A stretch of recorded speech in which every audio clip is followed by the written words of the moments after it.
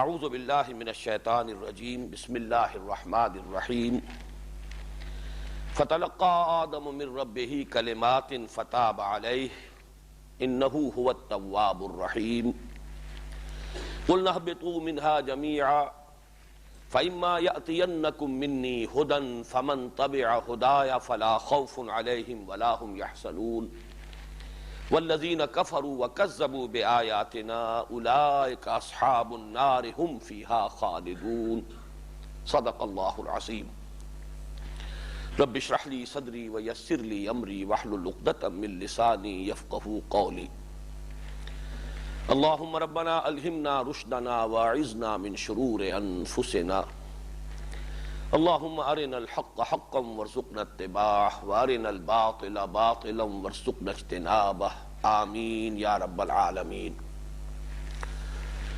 فتلقى آدم من ربہ کلمات، تو حاصل کر لیے آدم نے اپنے رب سے چند کلمات۔ اجمالاً میں عرض کر چکا ہوں کہ ایک احساس پشیمانی حضرت آدم علیہ السلام اور حضرت حوا سلام علیہا میں پیدا ہوا، اور یہ احساس پشیمانی ہی اصل میں روح توبہ ہے۔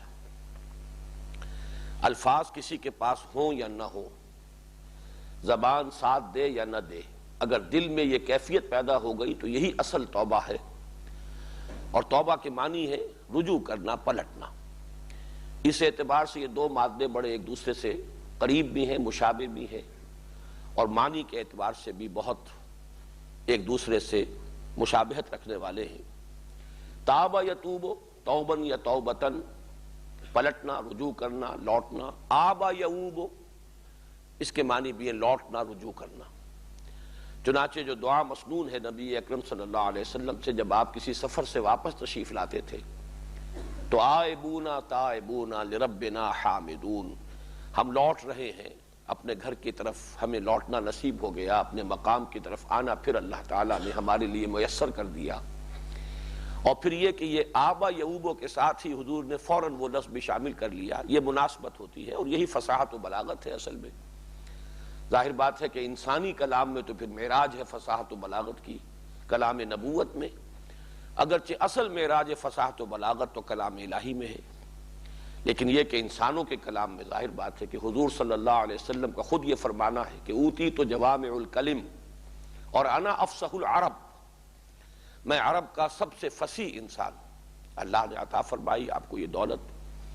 تو یہاں دیکھیے کس قدر قریب کے الفاظ کو استعمال کر کے، اور ایک عجیب اس کے اندر جو در حقیقت تذکیر اور تذکر کا پہلو ہے اسے شامل کر دیا۔ آئبونا تائبونا، ہم لوٹ رہے ہیں اپنی منزل کی طرف، اپنے مقام کی طرف، توبہ کرتے ہوئے، اللہ کی جناب میں رجوع کرتے ہوئے۔ رجوع اپنی منزل کی طرف بھی ہے اور رجوع اللہ کی طرف بھی ہے۔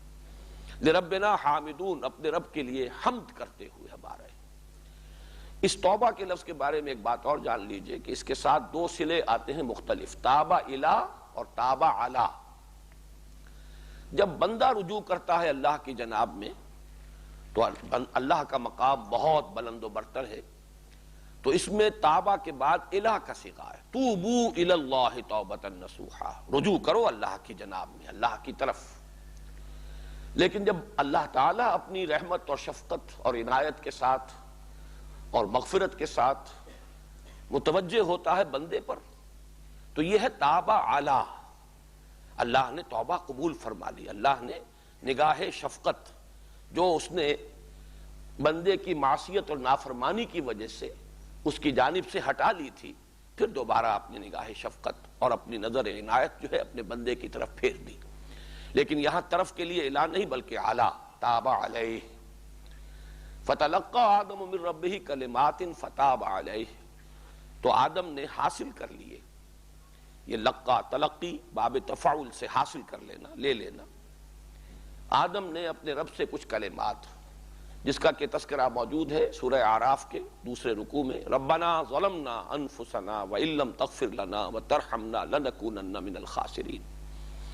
تو ان الفاظ کے ذریعے حضرت آدم نے اور حضرت حوا نے سلام علیہما، اس لیے کہ وہاں وہ صیغہ جو ہے جمع یا تثنیہ کا ہے، ربنا ظلمنا انفسنا وان لم تغفر لنا وترحمنا لنکونن من الخاسرین۔ تو اللہ نے ان کی توبہ قبول فرما لی. اللہ اپنی تمام تر شفقت و عنایت و رحمت و مغفرت کے ساتھ ان کی جانب متوجہ ہو گیا. اس میں اصل بات جو ہے فلسفہ دین کے اعتبار سے یہ سمجھنے کی ہے کہ دین کی حکمت اور دین کے فلسفے میں یہ بڑی اہمیت کا حامل ہے مسئلہ توبہ کا. انسان کی اصلاح کے ضمن میں بھی اس کی بڑی اہمیت ہے اور فلسفہ اور حکمت دین کے اعتبار سے بھی، اس لیے کہ اہل کتاب کو اسی معاملے میں ٹھوکر لگی. حضرت آدم کی اس خطا کا تذکرہ تو موجود ہے بائبل میں، لیکن توبہ کا ذکر نہیں ہے اور توبہ کی قبولیت کا تذکرہ نہیں ہے. جب یہ چیز وہاں رہ گئی، اور میں پھر عرض کروں گا، یہ بات حضرات کو یہ بات پسند نہیں آئی تھی لیکن میں پھر زور دے کر عرض کر رہا ہوں کہ موجودہ بائبل، تورات، وہ جو 5 کتابیں ہیں، 5 books of the Old Testament، جنہیں کہا جاتا ہے بکس آف موسیس، حضرت موسیٰ کے صحف ابراہیم و موسیٰ. ایک تو تورات تھی لکھی ہوئی کہ وہ جو پتھر کی تختیاں تھیں ان پر لکھی ہوئی. اصل تورات وہ ہے، تورات کا جو اطلاق ہوتا ہے اس پر ہوتا ہے. البتہ کہ حضرت موسیٰ علیہ السلام پر جو اور وحی ہوتی رہی ہے تو تسلسل کے ساتھ معاملہ ہوتا ہے، وحی جاری رہتی ہے. نبی کے ساتھ ایک رابطہ اللہ کا جو ہے برقرار رہتا ہے. اس موضوع پر آج بعد میں گفتگو بھی ہوگی علم کی حقیقت اور اقسام کے ضمن میں. تو وہ بقیہ جو حصہ ہے اس کا، وہ بکس آف موسیس، صحف موسیٰ، قرآن مجید میں بھی صحف ابراہیم و موسیٰ، یہ صحیفے ہیں حضرت موسیٰ علیہ السلام کی. اور یہ پوری کی پوری تورات، وہ تورات جو ہے اصل تختیوں پر جو لکھی ہوئی تھی وہ تو اب معدوم ہے، دنیا میں کہیں نہیں ہے. نبوکدنضر کے حملے کے بعد سے ان کا کوئی وجود نہیں ہے، سراغ نہیں مل رہا. ہو سکتا ہے کبھی کسی کھدائی میں کسی اور موقع پر وہ نکل آئے، کہیں سے دستیاب ہو جائے، جیسے کہ حضرت نوح علیہ السلام کی کشتی بھی کبھی نہ کبھی منظر عام پر آئے گی. اسی طرح ہو سکتا ہے کہ وہ جو پتھر پر لکھی ہوئی تورات تھی جو عطا کی گئی تھی کوہ طور پر، وہ بھی مل جائے. لیکن اصل میں وہ جو 5 کتابیں ہیں بکس آف موسیس، ان کو جو مرتب کیا گیا ہے دوبارہ، تو اس میں یقیناً کچھ حصے رہ گئے، کچھ میں تحریف ہو گئی. علم انسانی اس کے اندر داخل ہوا، جو اس زمانے کی معلومات تھی اسی کے حوالے سے لوگوں نے جو کچھ ان کے ذہن اور فہم کے اندر تھا اسے مرتب کر دیا. اور اس میں ظاہر بات ہے کہ بہت سی چیزیں اومٹ ہو گئیں، بہت سی چیزیں غلط شامل ہو گئیں. ان میں سے ایک یہ بھی ہے، ممکن نہیں ہے کہ تورات میں اس کا تذکرہ نہ ہو، ان صحف میں حضرت آدم اور حضرت حوا کی اس توبہ کا ذکر نہ ہو اور قبولیت توبہ کا وہاں تذکرہ نہ ہو. لیکن ایک چیز رہ گئی، لیکن اس کے رہنے سے ان کے فلسفہ دین میں اتنا بڑا خلا پیدا ہوا ہے کہ عیسائیوں کے بارے میں تو آپ کو معلوم ہے کہ وہ سمجھتے ہیں کہ ہر انسان پیدائشی طور پر گناہ گار ہے. جد امجد حضرت آدم اور ان کی جو جدہ محترمہ ہے حضرت حوا، دونوں کی خطا، دونوں کا گناہ. اب نسل آدم میں جو بچہ اور بچی پیدا ہو رہی ہے وہ اپنے اس جد امجد اور اپنی اماں حوا کے اس گناہ کی پوٹلی لے کر دنیا میں آ رہا ہے. اوریجنل سن، اس کے اثرات ہیں انسان میں. اب اسی پر آپ کو معلوم ہے کہ پھر ایک ردے پر دوسرا ردا، دوسرے پر تیسرا ردا، خشت اول چونہد میں مار کج، تاثریا می رود دیوار کج. اسی پر پھر ضرورت پیش آئی اور محسوس ہوئی کہ کوئی کفارے کی شکل ہونی چاہیے. وہ کفارے کا عقیدہ در حقیقت نتیجہ ہے اس اوریجنل سن کے برقرار رہنے کے تصور کا. تو اللہ تعالیٰ نے پھر اپنے صلبی بیٹے کو اور اکلوتے بیٹے کو دنیا میں بھیجا، اور معاذ اللہ ثم معاذ اللہ اسے ان لوگوں کی طرف سے قربانی کا بکرا بنا کر اور سولی پر چڑھوا دیا کہ جو اس کو مان لے. لہذا جو مان لے مسیح کو، اس کے تمام گناہوں کا کفارہ حضرت مسیح سولی پر چڑھ کر گویا کہ ان کے عقیدے کے مطابق ادا کر چکے. اور اس طریقے سے اس اوریجنل گناہ سے انسان کو نجات ملتی ہے تو اس عقیدے کے تحت ملتی ہے. یہ سارا تصور جو ہے بنائے فاسد علی الفاسد، غلط بات پر غلط بات کے ردے چڑھتے چلے گئے. قرآن نے اسی لیے، اور یہ موضوع ایسا ہے جیسا کہ میں نے عرض کیا، اگرچہ بار بار آیا ہے قرآن مجید میں، لیکن ہر جگہ کوئی نہ کوئی نئی بات ہوتی ہے. اس کو یہاں پر بہت ہی بالکل آغاز میں، چونکہ یہ قرآن مجید کا مصحف کا ابتدائی حصہ ہے، یہ 4 رکوع میں کئی مرتبہ عرض کر چکا ہوں، سورہ بقرہ کے لیے بھی تمہید کا درجہ رکھتے ہیں، پورے قرآن حکیم کے لیے بھی. تعویل خاص کو سامنے رکھیے تو سورہ بقرہ کی تمہید ہے، تعویل عام کو سامنے رکھیے تو پورے قرآن حکیم کی تمہید ہے. اس میں اس صراحت کے ساتھ فَتَلَقَّى آدَمُ مِن رَبِّهِ كَلِمَاتٍ فَتَابَ عَلَيْهِ انہ هو التواب الرحیم. خطا ضرور ہوئی، غلطی ضرور ہوئی، یہی انہیں بتانا تھا کہ یہ تمہارا دشمن ازلی ہے، یہی تمہاری ذریت کا اور تمہاری نسل کا دشمن ابدی ہے، اور یہ ورغلائے گا اور یہ طرح طرح کے سبز باغ دکھائے گا اور تمہیں راہ حق سے منحرف کرنے کی کوشش کرے گا. اس کا ایک مظاہرہ ہو گیا ہے، پریکٹیکل ڈیمونسٹریشن ہو گئی ہے. یہ تو اللہ کی حکمت میں تھا کہ کرا دیا جائے، لیکن یہ کہ اب اس گناہ کا کوئی اثر باقی نہیں رہا کہ جو نسلاً بعد نسلاً جاری ہو اور ہر بچہ جو ہے اس گناہ کا کوئی اثر لیے ہوئے دنیا میں آ رہا ہو، بلکہ اس کے برعکس نبی اکرم صلی اللہ علیہ وسلم نے جو فرمایا وہ تو یہ ہے کہ کل مولود یولد علی الفطرہ فابواہ یہودانہ او یمجسانہ او ینصرانہ او کما قال صلی اللہ علیہ وسلم. ہر بچہ نسل آدم کا فطرت پر پیدا ہوتا ہے، فطرت اسلام لے کر آتا ہے، کلین سلیٹ لے کر آتا ہے.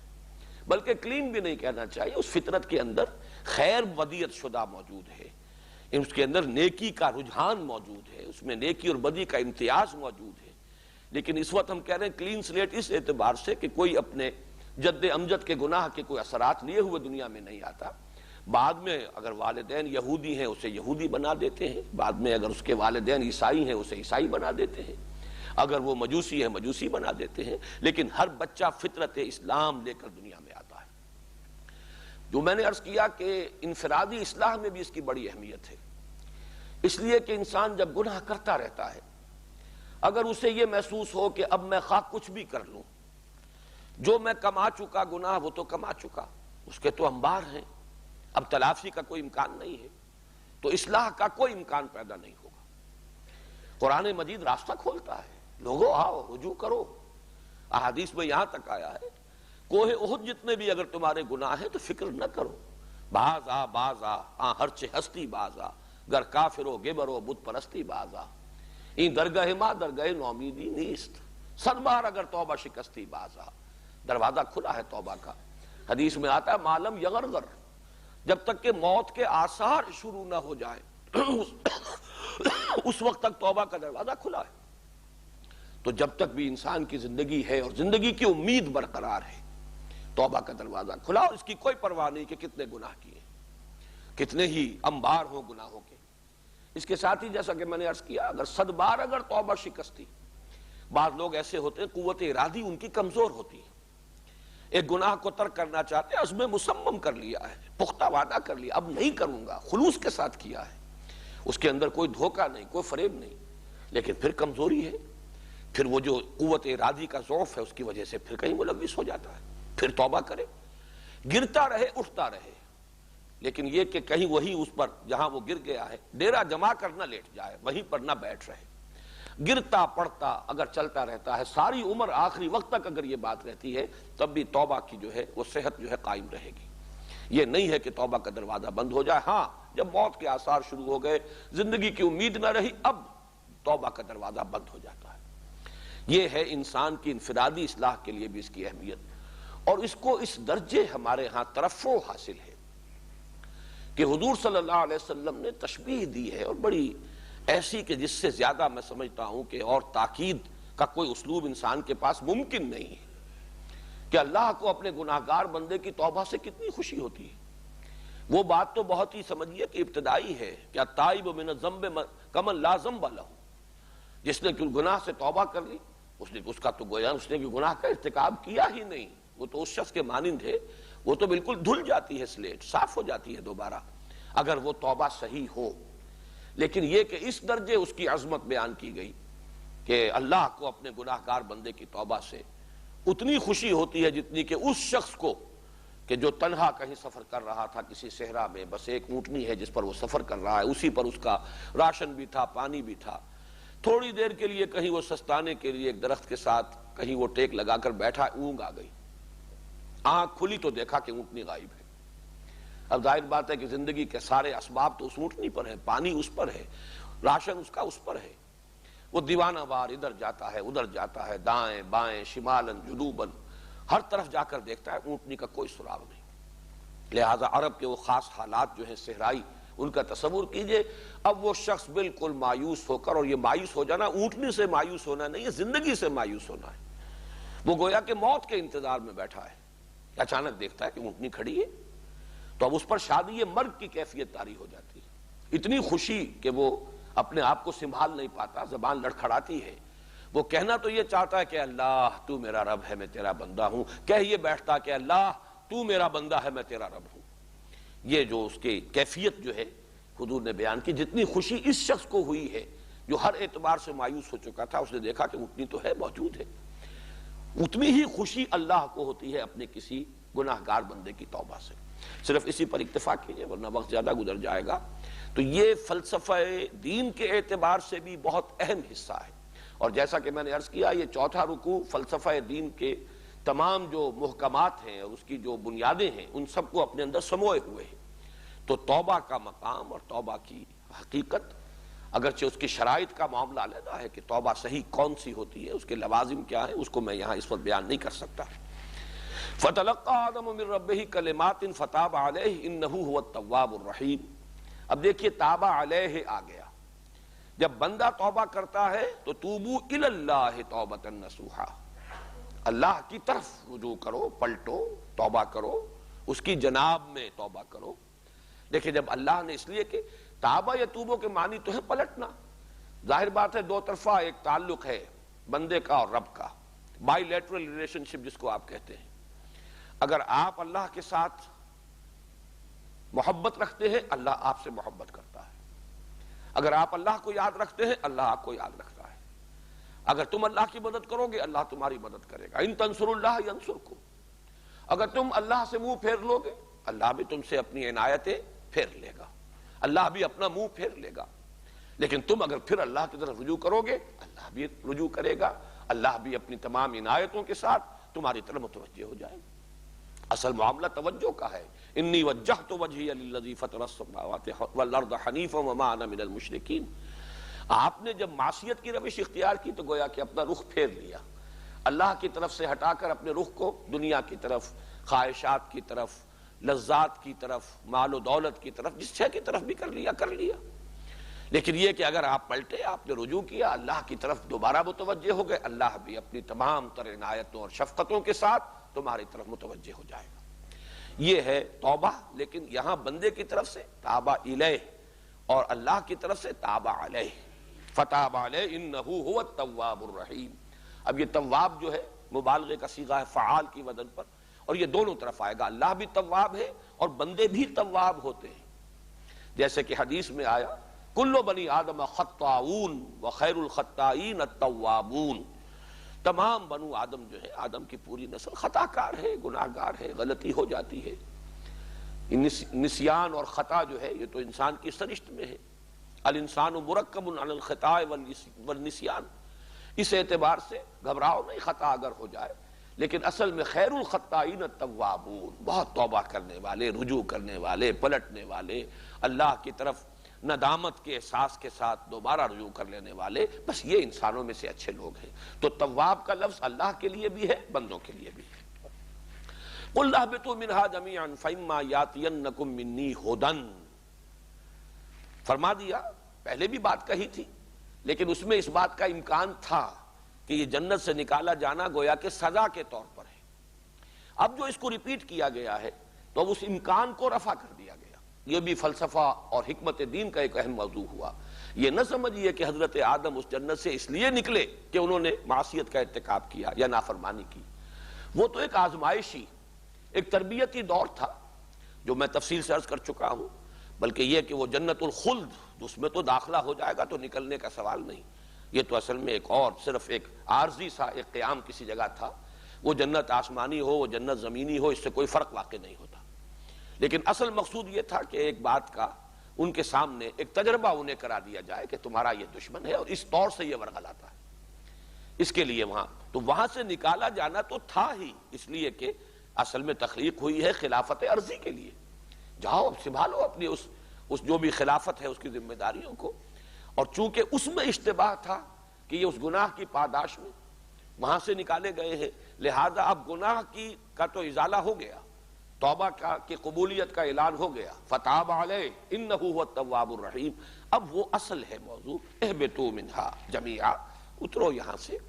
اترو کا بھی میں دونوں مفہوم بیان کر چکا ہوں۔ اگر یہ آسمان میں کہیں کسی جگہ یہ واقعات ہوئے ہیں تو پھر اترنا اس معنی میں ہوگا، زمین پر اترنا، نازل ہونا۔ اور اگر زمین ہی پر کسی اونچے بلند مقام پر ہے، جیسے کہ جو موجودہ بائبل ہے اس کے مرتبین ہی کی میں کہوں گا کہ یہ صراحت کے ساتھ ان کی رائے ہے جو انہوں نے ذکر کی ہے، تو اس اعتبار سے سیٹل ہونا، سیٹل ڈاؤن سم ویئر، جاؤ اترو زمین پر نیچے اور کہیں جا کر آباد ہو جاؤ۔ اہبطوا منہا جمیعا فإما یاتینکم منی ھدی، تو جب بھی آئے تمہارے پاس میری جانب سے ہدایت۔ اب یہ ہے علم کا دوسرا شعبہ۔ ایک علم کا شعبہ وہ ہے جو اس رکوع کے شروع میں آیا، علم الاسماء، علم آدم الاسماء کلھا، یہ علم کی بالکل دوسری شاخ ہے۔ ان دونوں کو جداگانہ طور پر آئیڈینٹیفائی کرنا ضروری ہے، اور اس پر مجھے آج کچھ تفصیل سے بھی عرض کرنا ہے، تو میں اس وقت صرف حوالہ دے رہا ہوں۔ یہ ہے وہ علم وحی، علم ہدایت۔ فمن تبع ہدایا، تو جس کسی نے بھی پیروی کی میری ہدایت کی۔ یہاں پہ لفظ ایمان نہیں آ رہا، لفظ عمل صالح نہیں آ رہا، بلکہ ان دونوں کو ایک ہی شے سے تعبیر کیا گیا، جس نے میری ہدایت کی پیروی کی۔ ظاہر بات ہے کہ اس ہدایت کو تسلیم کریں گے تو اس کے معنی یہ ہے کہ جو حقائق اس میں بیان ہوئے ہیں وہ حقائق ایمانی، ان کی تصدیق ہوگی، یہ ایمان ہے۔ اور جو بھی احکام ہیں، اوامر و نواہی ہیں، اگر ان کی پیروی کریں گے یہ عمل صالح ہے۔ فمن تبع ہدایا فلا خوف علیہم ولا هم یحزنون، تو ان پر، اب یہ علا کا جو لفظ ہے اس کو یہاں پہ نوٹ کیجئے، ان پر نہ کوئی خوف ہوگا اور نہ ہی وہ حزن سے دوچار ہوں گے۔ یہ دو الفاظ بہت اہم ہیں، اگرچہ یہاں پر لفظ ایمان نہیں آیا جو اصطلاح ہے ہمارے دین کی، لیکن ایمان کا جو اصل حاصل ہے، ایمان کا جو لب لباب ہے وہ بیان ہو گیا۔ اس لیے کہ ایمان ہی کی معراج وہ ہے جسے ہم کہتے ہیں مرتبہ ولایت یا مرتبہ احسان، جس کا کہ قرآن مجید میں بار بار تذکرہ آتا ہے کہ الا ان اولیاء اللہ لا خوف علیہم ولا هم یحزنون، نہ ان پر کوئی خوف ہوگا اور نہ ہی وہ حزن سے دوچار ہوں گے۔ یہ وہ ایمان کا اصل حاصل ہے، وہ اطمینان قلبی، امن۔ اس پر تفصیل سے گفتگو ہو چکی ہے اسی سال، اس سال کے آغاز میں، بلکہ اب تو گزشتہ سال کہنا چاہیے، سال بدل گیا ہے، جو محاضرات ہوئے تھے حقیقت ایمان کے موضوع پر۔ تو ایمان امن سے بنا ہے، اور ایمان کا اصل حاصل امن، داخلی سکون، اطمینان، ذہنی اطمینان، قلبی اطمینان۔ یہ در حقیقت اصل نتیجہ ہے ایمان کا، اگر وہ حقیقی ایمان ہے، واقعی ایمان ہے، وہ محض عقیدہ نہ ہو، وہ ڈوگما نہ ہو، وہ صرف زبان ہی پر نہ ہو، نو کے زبان ہی پر نہ ہو، بلکہ دل کی گہرائیوں میں اتر چکا ہو، تو اس کا یہ لا محالہ اور منطقی نتیجہ ہے، لاجیکل رزلٹ ہے کہ انسان خوف اور حزن دونوں سے نجات پا جاتا ہے۔ الا ان اولیاء اللہ لا خوف علیہم ولا هم یحزنون، اور یہ اصطلاح قرآن مجید میں بالکل اسی ترکیب کے ساتھ متعدد مرتبہ وارد ہوئی ہے، فلا خوف علیہم ولا هم یحزنون، اور یہ مراد کیا ہے؟ وہ داخلی سکون اور اطمینان حاصل ہو جائے گا، ذہنی بھی قلبی بھی، جو اتباع کریں گے میری ہدایت کا۔ والذین کفروا وکذبوا بآیاتنا، یہاں میں توجہ دلاؤں گا دو الفاظ، یہ بار بار آتے ہیں، کفر اور تکذیب۔ یہ در حقیقت ایک ہی پروسیس کے دو درجے ہیں۔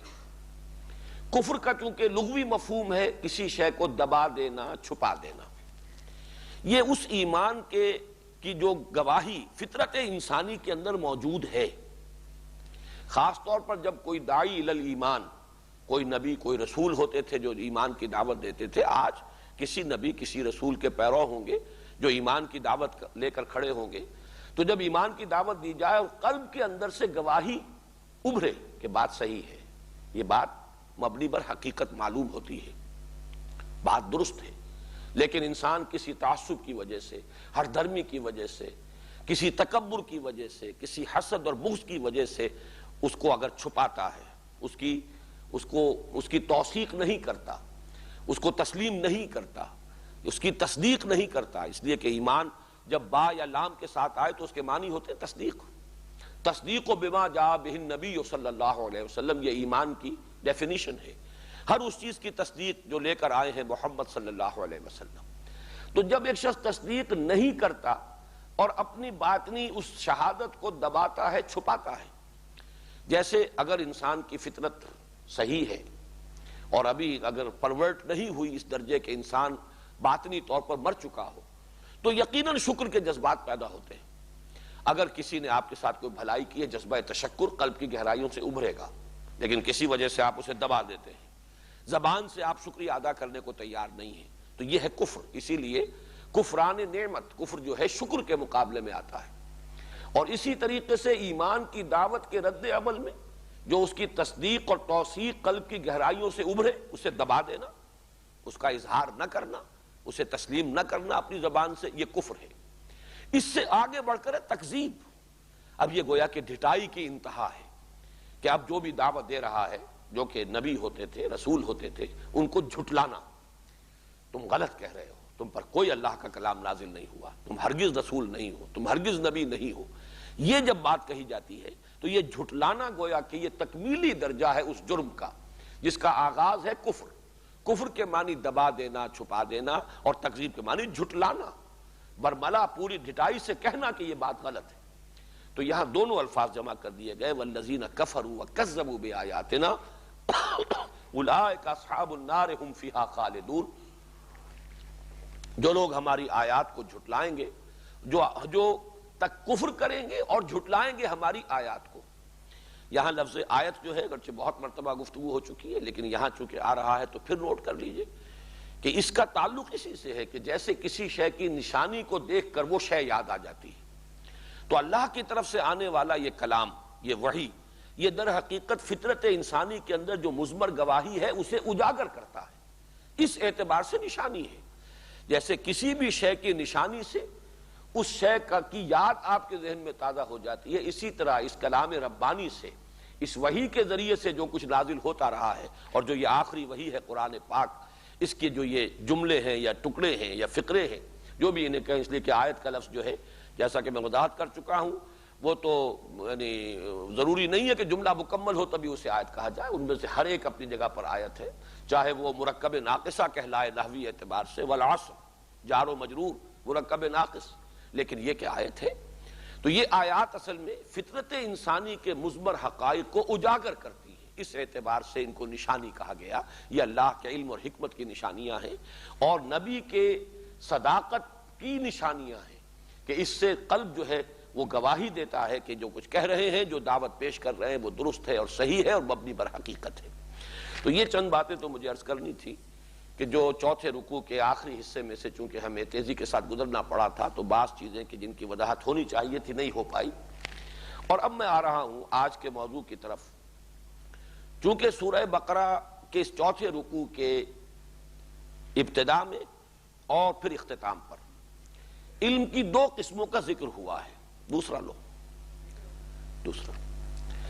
اس کے حوالے سے علم کی حقیقت و ماہیت اور علم کے اقسام، اور اس سے بھی پہلے علم کی فضیلت، میں اس کے بارے میں کچھ باتیں عرض کروں گا. پہلے یہاں پہ عارف وہ جو احادیث کا سلسلہ ہے وہ لے لو. تمہیداً میں یہ عرض کرنا چاہتا ہوں کہ ذرا آپ اگر غور کریں گے تو معلوم ہوگا کہ انسانی شخصیت مجموعہ ہے دو چیزوں کا، علم اور عمل. علم میں اس کا فکر، اس کی سوچ، اس کے نظریات، اس کے عقائد، ان تمام کو جمع کر لیجئے.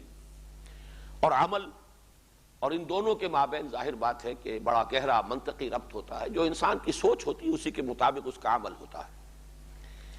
عمل کے ضمن میں اصل ضرورت جو پیش آتی ہے وہ عدل اور اعتدال اور توازن کی. ہمارے ہاں دین میں ایک طرف تو انفرادی جو اس کی تعلیمات ہیں اس میں اب اس دور انحطاط میں اعتدال اور توازن برقرار نہیں رہا، اور نمبر دو یہ کہ اس جو اجتماعی جو تعلیمات ہیں، انفرادی تعلیمات، ان میں تو عدل اور اعتدال نہیں. جو اجتماعی احکام ہیں دین کے، ان کے ضمن میں نظام عدل اجتماعی اور اس کی اہمیت اور اس کو قائم کرنے کے لیے جد و جہد کرنے کی فرضیت ذہن سے نکل گئی. نتیجہ یہ نکلا ہے کہ ہمارے عمل میں زیادہ تر ایمفیسس صرف عبادات پر ہے. جہاں خیر، نیکی، بھلائی، جس کے جذبات ذرا سے بھی کسی شخص کے اندر پیدا ہوں گے، معلوم یہ ہوگا کہ چونکہ جو تصورات جو ہیں ہمارے معاشرے کے اندر وہ یہی ہیں کہ گویا کہ نیکی کا مظہر اول بھی اور مظہر تام بھی اور مظہر آخر بھی عبادات ہیں. ان میں اور گہرائی ہو گئی، ان میں اور انہماک ہو گیا، ان میں اور شوق اور شغف کے اندر اضافہ ہو گیا. نیکی، خیر، بھلائی کا جذبہ جب بھی ابھرتا ہے اس کی عملی جو شکل ہے وہ یہی نکلتی. اور چونکہ طویل عرصے سے وہ نظام عدل اجتماعی تو سامنے رہا ہی نہیں، یہ وہ چیزیں ہیں جن میں تسلسل رہا ہے، چاہے وہ بادشاہت کا زمانہ آیا، ملوکیت کا زمانہ آیا، ظلم و بربریت کا زمانہ آیا، غلامی کا زمانہ آیا، چاہے انگریز کا دور آیا، بہرحال نماز کا تسلسل تو برقرار رہا۔ روزے پر تو کسی نے پابندی نہیں لگائی، زکوٰۃ کا معاملہ بھی بہرحال کسی نے بین نہیں کیا کہ زکوٰۃ ادا مت کرو۔ کچھ وقفے ہوتے رہے ہیں کہ جن میں حج کا جو ہے تسلسل برقرار نہیں رہ سکا بدامنی کی وجہ سے، ورنہ یہ کہ وہ بھی ایک عمل ہے کہ جو جاری ہے۔ اس اعتبار سے جو شے تو سامنے ہوتی ہے، تجربے میں آتی رہتی ہے، وہ تو مستحضر بھی رہتی ہے۔ دین کا یہ پہلو تو سامنے ہے، لیکن دین کے وہ حصے کہ جو نگاہوں سے اوجل، آنکھ اوجل پہاڑ اوجل، تو ظاہر بات ہے کہ وہ چیز ذہنوں سے بھی اوجل ہو گئی، اس کی اہمیت جو ہے وہ ہمارے ذہنوں میں بھی باقی نہیں رہی۔ انفرادی معاملات میں مثلاً جو عدل اور اعتدال اور توازن کا معاملہ ہے، اس کا ایک مظہر یہ ہے کہ حقوق اللہ اور حقوق العباد کے اندر توازن ہونا چاہیے۔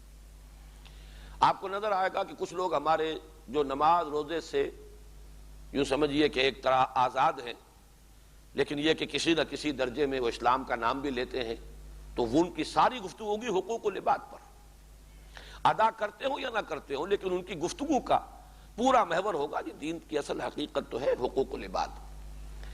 حالانکہ وہ اپنی جگہ پر ہے، اس میں کوئی شک نہیں ہے، بلکہ بعض حضرات تو اس کا یہ مقولہ ہے یا حدیث نبوی ہے، حدیث نبوی کی حیثیت سے پیش کرتے ہیں، میں اس کی سند کے اعتبار سے اس وقت گفتگو نہیں کر سکتا۔ الدین والمعاملہ، دین کی اصل حقیقت جیسے حضور نے فرمایا دین والنصیحہ، دین کی روح ہے خیر خواہی، ایک دوسرے کی بھلائی چاہنا، وفاداری کرنا۔ اسی طرح الدین والمعاملہ، معاملہ ہے اصل دین، پتہ چلتا ہے انسان دیندار ہے یا نہیں اگر وہ معاملے کا کھرا ہے۔ بات جو ہے جو بھی انسانوں کے ساتھ اس کا جو معاملہ ہے وہ اگر صحیح ہے تو حقیقت دین اس کے اندر موجود ہے، اگر وہاں وہ کھوٹا ثابت ہو رہا ہے، دھوکے باز ثابت ہو رہا ہے، تو نمازوں کے اور روزوں کے ڈھیر جو ہیں وہ اپنی جگہ پر رہیں گے، لیکن حقیقت دین اس میں نہیں ہوگی۔ بعض لوگوں کا معاملہ یہ ہے کہ وہ جیسا کہ میں نے عرض کیا وہ عبادات کے سوا دین کے کسی اور حصے سے گویا کہ واقف ہی نہیں رہے، اس کی کوئی اہمیت سرے سے ان کے ہاں نہیں۔ تو عدم توازن آپ کو اس معاملے میں لوگوں کے اندر ملے گا، اور اسی اصل میں جو دین کا یہ حصہ ہے حقوق العباد کا، اس میں بھی ایک پہلو تو یہ کہ انفرادی طور پر آپ اپنے والدین کا حق ادا کر رہے ہوں، اب بیوی اپنے شوہر کے حقوق کا لحاظ رکھے، شوہر اپنی بیوی کے حقوق کا لحاظ رکھے، اولاد کے حقوق ہے، پڑوسیوں کے حقوق ہے، تمام جو ہے مستاجر ہے اور اجیر ہے ان کے ایک دوسرے پر حقوق ہے، ان تمام حقوق کا لحاظ رکھنا۔ لیکن اس سے آگے بڑھ کر ہے کہ حقوق العباد میں وہ پورا نظام قائم کر دینا جس سے کہ عدل اجتماعی وجود میں آ جائے، اس کی جد و جہد، اس کے لیے محنت، اس کے لیے بھاگ دوڑ، ایثار، قربانی، انقلابی ایک جد و جہد کے نتیجے ہی میں وہ نظام برپا ہو سکتا ہے، اس کے بغیر تو نہیں۔ تو ایک تو یہ کہ یہ چیزیں ہمارے ذہن سے تقریباً خارج ہو چکی، سارا ایمفیسس جو ہے وہ عبادات پر ہے، زہد پر ہے، ریاضت پر ہے۔ وہ جو کہیں فرشتوں کا قول بھی جو آیا تھا، معلوم ہوتا ہے کہ ہمارے سامنے بھی در حقیقت اسی کی عظمت رہ گئی ہے، وَنَحْنُ نُسَبِّحُ بِحَمْدِكَ وَنُقَدِّسُ لَكَ۔ یہ کام تو فرشتوں کا تھا، وہ اس میں لگے ہوئے تھے، اور انہوں نے کہا بھی یہی تھا کہ اس اعتبار سے کہیں اگر ہمارے سے کوتاہی ہو رہی ہو تو ہم حاضر ہیں اس کی بھی تلافی کے لیے۔ معلوم یہ ہوا کہ اس تسبیح و تقدیس جو ہے اس کی تو کوئی کمی نہیں تھی۔ اس کے اعتبار سے انسان کو جو پیدا کیا گیا ہے، تو میں نے یہ قول آپ کو سنا چکا ہوں، مولانا عبد الماجد دریابادی نے یہ نقل کیا ہے اپنی تفسیر میں، مولانا اشرف علی تھانوی رحمۃ اللہ علیہ کا قول کہ آدم کی خلافت کی بنیاد علم اور فہم اور تفقہ ہے، زہد اور عبادت نہیں ہے۔ زہد اور عبادت جو ہے وہ تو فرشتوں کے اندر بتمام و کمال موجود تھا، نحن نسبح بحمدک ونقدس لک۔ البتہ یہ جو ہے آدم کی جو خلافت کا تذکرہ ہو رہا ہے سورہ بقرہ کے 4 رکوع میں، تو اس کی اصل بنیاد کیا؟ علم اور فہم، علم آدم الاسماء کلہا۔ تو معلوم یہ ہوا کہ خلافت کی اصل بنیاد اور فضیلت انسانی کی اصل بنیاد علم ہے، عبادت نہیں ہے۔ عبادت یقیناً انسان کا مقصد تخلیق ہے، یقیناً اس کا مقام یہی ہے کہ اللہ کے سامنے سر تسلیم خم کیے رکھے، اور وہ عبادت بھی صرف ان عبادات تک محدود ہو کر نہ رہ جائے، صرف ان مراسم عبودیت تک محدود ہو کر نہ رہ جائے، صرف ریچولز تک نہ رہ جائے، رائٹس اینڈ ریچولز، بلکہ وہ پوری زندگی میں ہو۔ لیکن اصل فضیلت جو ہے آدم کی در حقیقت وہ علم کی بنیاد پر ہے۔ تو آج میں یہ حدیثیں چاہتا ہوں کہ ذرا آپ حضرات یہ مضمون جو ہے قرآن مجید میں تو بار بار جو آتا ہے قُلْ هَلْ يَسْتَوِي الَّذِينَ يَعْلَمُونَ وَالَّذِينَ لَا يَعْلَمُونَ، بنیاد ہی اس پر ہے۔ اس رکوع کے اندر خلافت آدم کی اساس علم، اور قرآن مجید بار بار کہتا ہے کیا برابر ہو سکتے ہیں وہ جو علم رکھتے ہیں اور جو علم نہیں رکھتے؟ لیکن یہ کہ چونکہ ہمارے ہاں وہ عبادات کے ساتھ شغف، اور اس میں ریاضتیں، پھر اس میں فرض عبادات، پھر نفلی عبادات، پھر اس میں زور، اور وہ جو شیطان کا ایک یوں سمجھیے جال ہے کہ اسی میں مست رکھو ذکر و فکر صبح گاہی میں اسے، پختہ تر کر دو مزاج خانقاہی میں اسے، نیکی کا جذبہ بڑھے گا تو اس کا سارا جو ہے زور اسی گوشے کے اندر جو ہے صرف ہو جائے گا۔ دوسرے میدان میں آ کر باطل سے ٹکرانے اور اس کے لوازم، اس کے تقاضوں کو پورا کرنے کے لیے اپنے ایثار نفس، اور جان و مال کا کھپانا اور خرچ کرنا، یہ شعبہ اس کی نگاہ سے اوجھل رہے تو بہتر ہے۔ مست رکھو ذکر و فکر صبح گاہی میں اسے، پختہ تر کر دو مزاج خانقاہی میں اسے۔ اب دیکھیے پہلی حدیث میں آپ کو سنا رہا ہوں، یہ مسند احمد میں بھی ہے، جامع ترمذی میں بھی ہے، سنن ابی داؤد میں بھی ہے، سنن ابن ماجہ میں بھی ہے، دارمی میں بھی ہے۔ راوی ہے اس کے حضرت ابو الدرداء رضی اللہ تعالی عنہ، یہ فقراء صحابہ میں سے ابو الدرداء، مرفوعاً ہے یہ، حضور نے ارشاد فرمایا من سلک طریقا یطلب فیہ علما سلک اللہ بہ طریقا بہ من طرق الجنت، جو شخص کوئی راستہ اختیار کرتا ہے، سفر کرتا ہے، چلتا ہے، جس میں کہ اس کی غرض ہو، اس کا مقصد ہو حصول علم، تو اللہ تعالیٰ اس کے ذریعے، اس کے صدقے، اس کے بدلے میں اس کے لیے جنت کے طریقوں میں سے ایک راستہ جو ہے ایک راستہ جنت کے راستوں میں سے ایک راستہ کھول دیتا ہے۔ وَإِنَّ الْمَلَائِكَةَ تَضَعُ أَجْنِحَتَهَا رِضًا لِطَالِبِ الْعِلْمِ، فرشتے بھی اپنے بازو، اپنے پر نیچے رکھ دیتے ہیں خوش ہو کر طالب علم کے لیے۔ جیسے ہم کہتے ہیں کہ دیدہ و دل فرش راہ، فرشتے اپنے بازو اور اپنے پر جو ہے بچھاتے ہیں زمین میں ان لوگوں کی تعظیم کے لیے، تکریم کے لیے، اعزاز کے لیے، اپنی خوشنودی کے اظہار کے لیے جو طالب علم ہے۔ وَإِنَّ الْعَالِمَ يَسْتَغْفِرُ لَهُ مَنْ فِي السَّمَاوَاتِ وَمَنْ فِي الْأَرْضِ وَالْحِيتَانُ فِي جَوْفِ الْمَاءِ، اور عالم کے لیے تو مغفرت استغفار کرتے رہتے ہیں، دعائے مغفرت کرتے رہتے ہیں، سب وہ جو آسمانوں میں ہیں اور وہ سب جو زمین میں ہیں، یہاں تک کہ سمندر کی تہ کے اندر جوف الماء، پانی کے پیٹ میں جو مچھلیاں تیر رہی ہیں وہ بھی دعا کرتی ہیں صاحب علم کے لیے۔ وَإِنَّ فَضْلَ الْعَالِمِ عَلَى الْعَابِدِ كَفَضْلِ الْقَمَرِ لَيْلَةَ الْبَدْرِ عَلَى سَائِرِ الْكَوَاكِبِ۔ اب یہاں ہے اصل بات، یہ ویلیوز کا تعین، کس شے کی اہمیت ہے، کس شے کی فضیلت ہے۔ ایک عبادت اور ایک ہے علم، ایک طالب علم ہے، ایک عابد و زاہد ہے۔ وَإِنَّ فَضْلَ الْعَالِمِ عَلَى الْعَابِدِ، عبادت گزار پر اس کے مقابلے میں صاحب علم کی فضیلت ایسے ہی ہے جیسے 14ویں کی رات کے چاند کی فضیلت ہے بقیہ تمام ستاروں پر۔ وَإِنَّ الْعُلَمَاءَ وَرَثَةُ الْأَنْبِيَاء، اور یقیناً جو صاحب علم ہے وہی تو وارث انبیاء کے۔ وَإِنَّ الْأَنْبِيَاءَ لَمْ يُوَرِّثُوا دِينَارًا وَلَا دِرْهَمًا، اور جان لو کہ انبیاء نے وراثت نہیں چھوڑی درہم اور دینار کی صورت میں، ان کی وراثت ہے انما ورثوا علما، انہوں نے تو علم چھوڑا ہے، یہ ہے ان کی وراثت۔ فمن اخذہ اخذ بحظ وافر، تو جس نے بھی وہ علم لیا، حاصل کیا، اصل وراثت جو ہے وہ اس سے انہوں نے انبیاء کی وراثت سے حصہ پایا، تو گویا کہ انہیں تو بڑی خوش نصیبی کا حصہ جو ہے انہیں مل گیا، خوش نصیبی مل گئی۔ یہ ہے در حقیقت عبادت کے مقابلے میں علم کی فضیلت۔ اسی طرح حضرت ابو امامہ باہلی رضی اللہ تعالیٰ عنہ سے جامع ترمذی کی روایت ہے، وہی بات جو ہے وہ کہ فضیلت، یہ تقابل میں کر رہا ہوں، علم اور عبادت گزاری اور حصول علم یا تعلیم و تعلم۔ فضل العالم علی العابد کفضلی علی ادناکم، اب اس سے زیادہ تو نسبت کا ہم تصور نہیں کر سکتے کہ سن لو مسلمانوں، ایک عالم کی فضیلت عابد پر اتنی ہی ہے جتنی میری فضیلت ہے تم میں سے کسی ادنا پر۔ اب اگر ہم اس کو کم کو لیں صحابہ کے لیے بھی، تو ظاہر بات ہے کہ صحابہ میں سے ادنا صحابی، لیکن حضور صلی اللہ علیہ وسلم کیا نسبت ہوگی۔ لیکن سمجھ لو کہ تم میں سے کسی ادنا کی کے مقابلے میں جو فضیلت مجھے حاصل ہے، وہی فضیلت ہے کہ جو عالم کو عابد پر حاصل ہے. فضل العالم علی العابد کفضلی علی ادناکم وَإِنَّ اللَّهَ وَمَلَائِكَتَهُ وَأَهْلُ السَّمَاوَاتِ وَالْأَرْضِ حَتَّى النَّمْلَةُ فِي جُحْرِهَا وَحَتَّى الْحُوتُ لَيُصَلُّونَ عَلَى مُعَلِّمِ النَّاسِ الْخَيْرِ.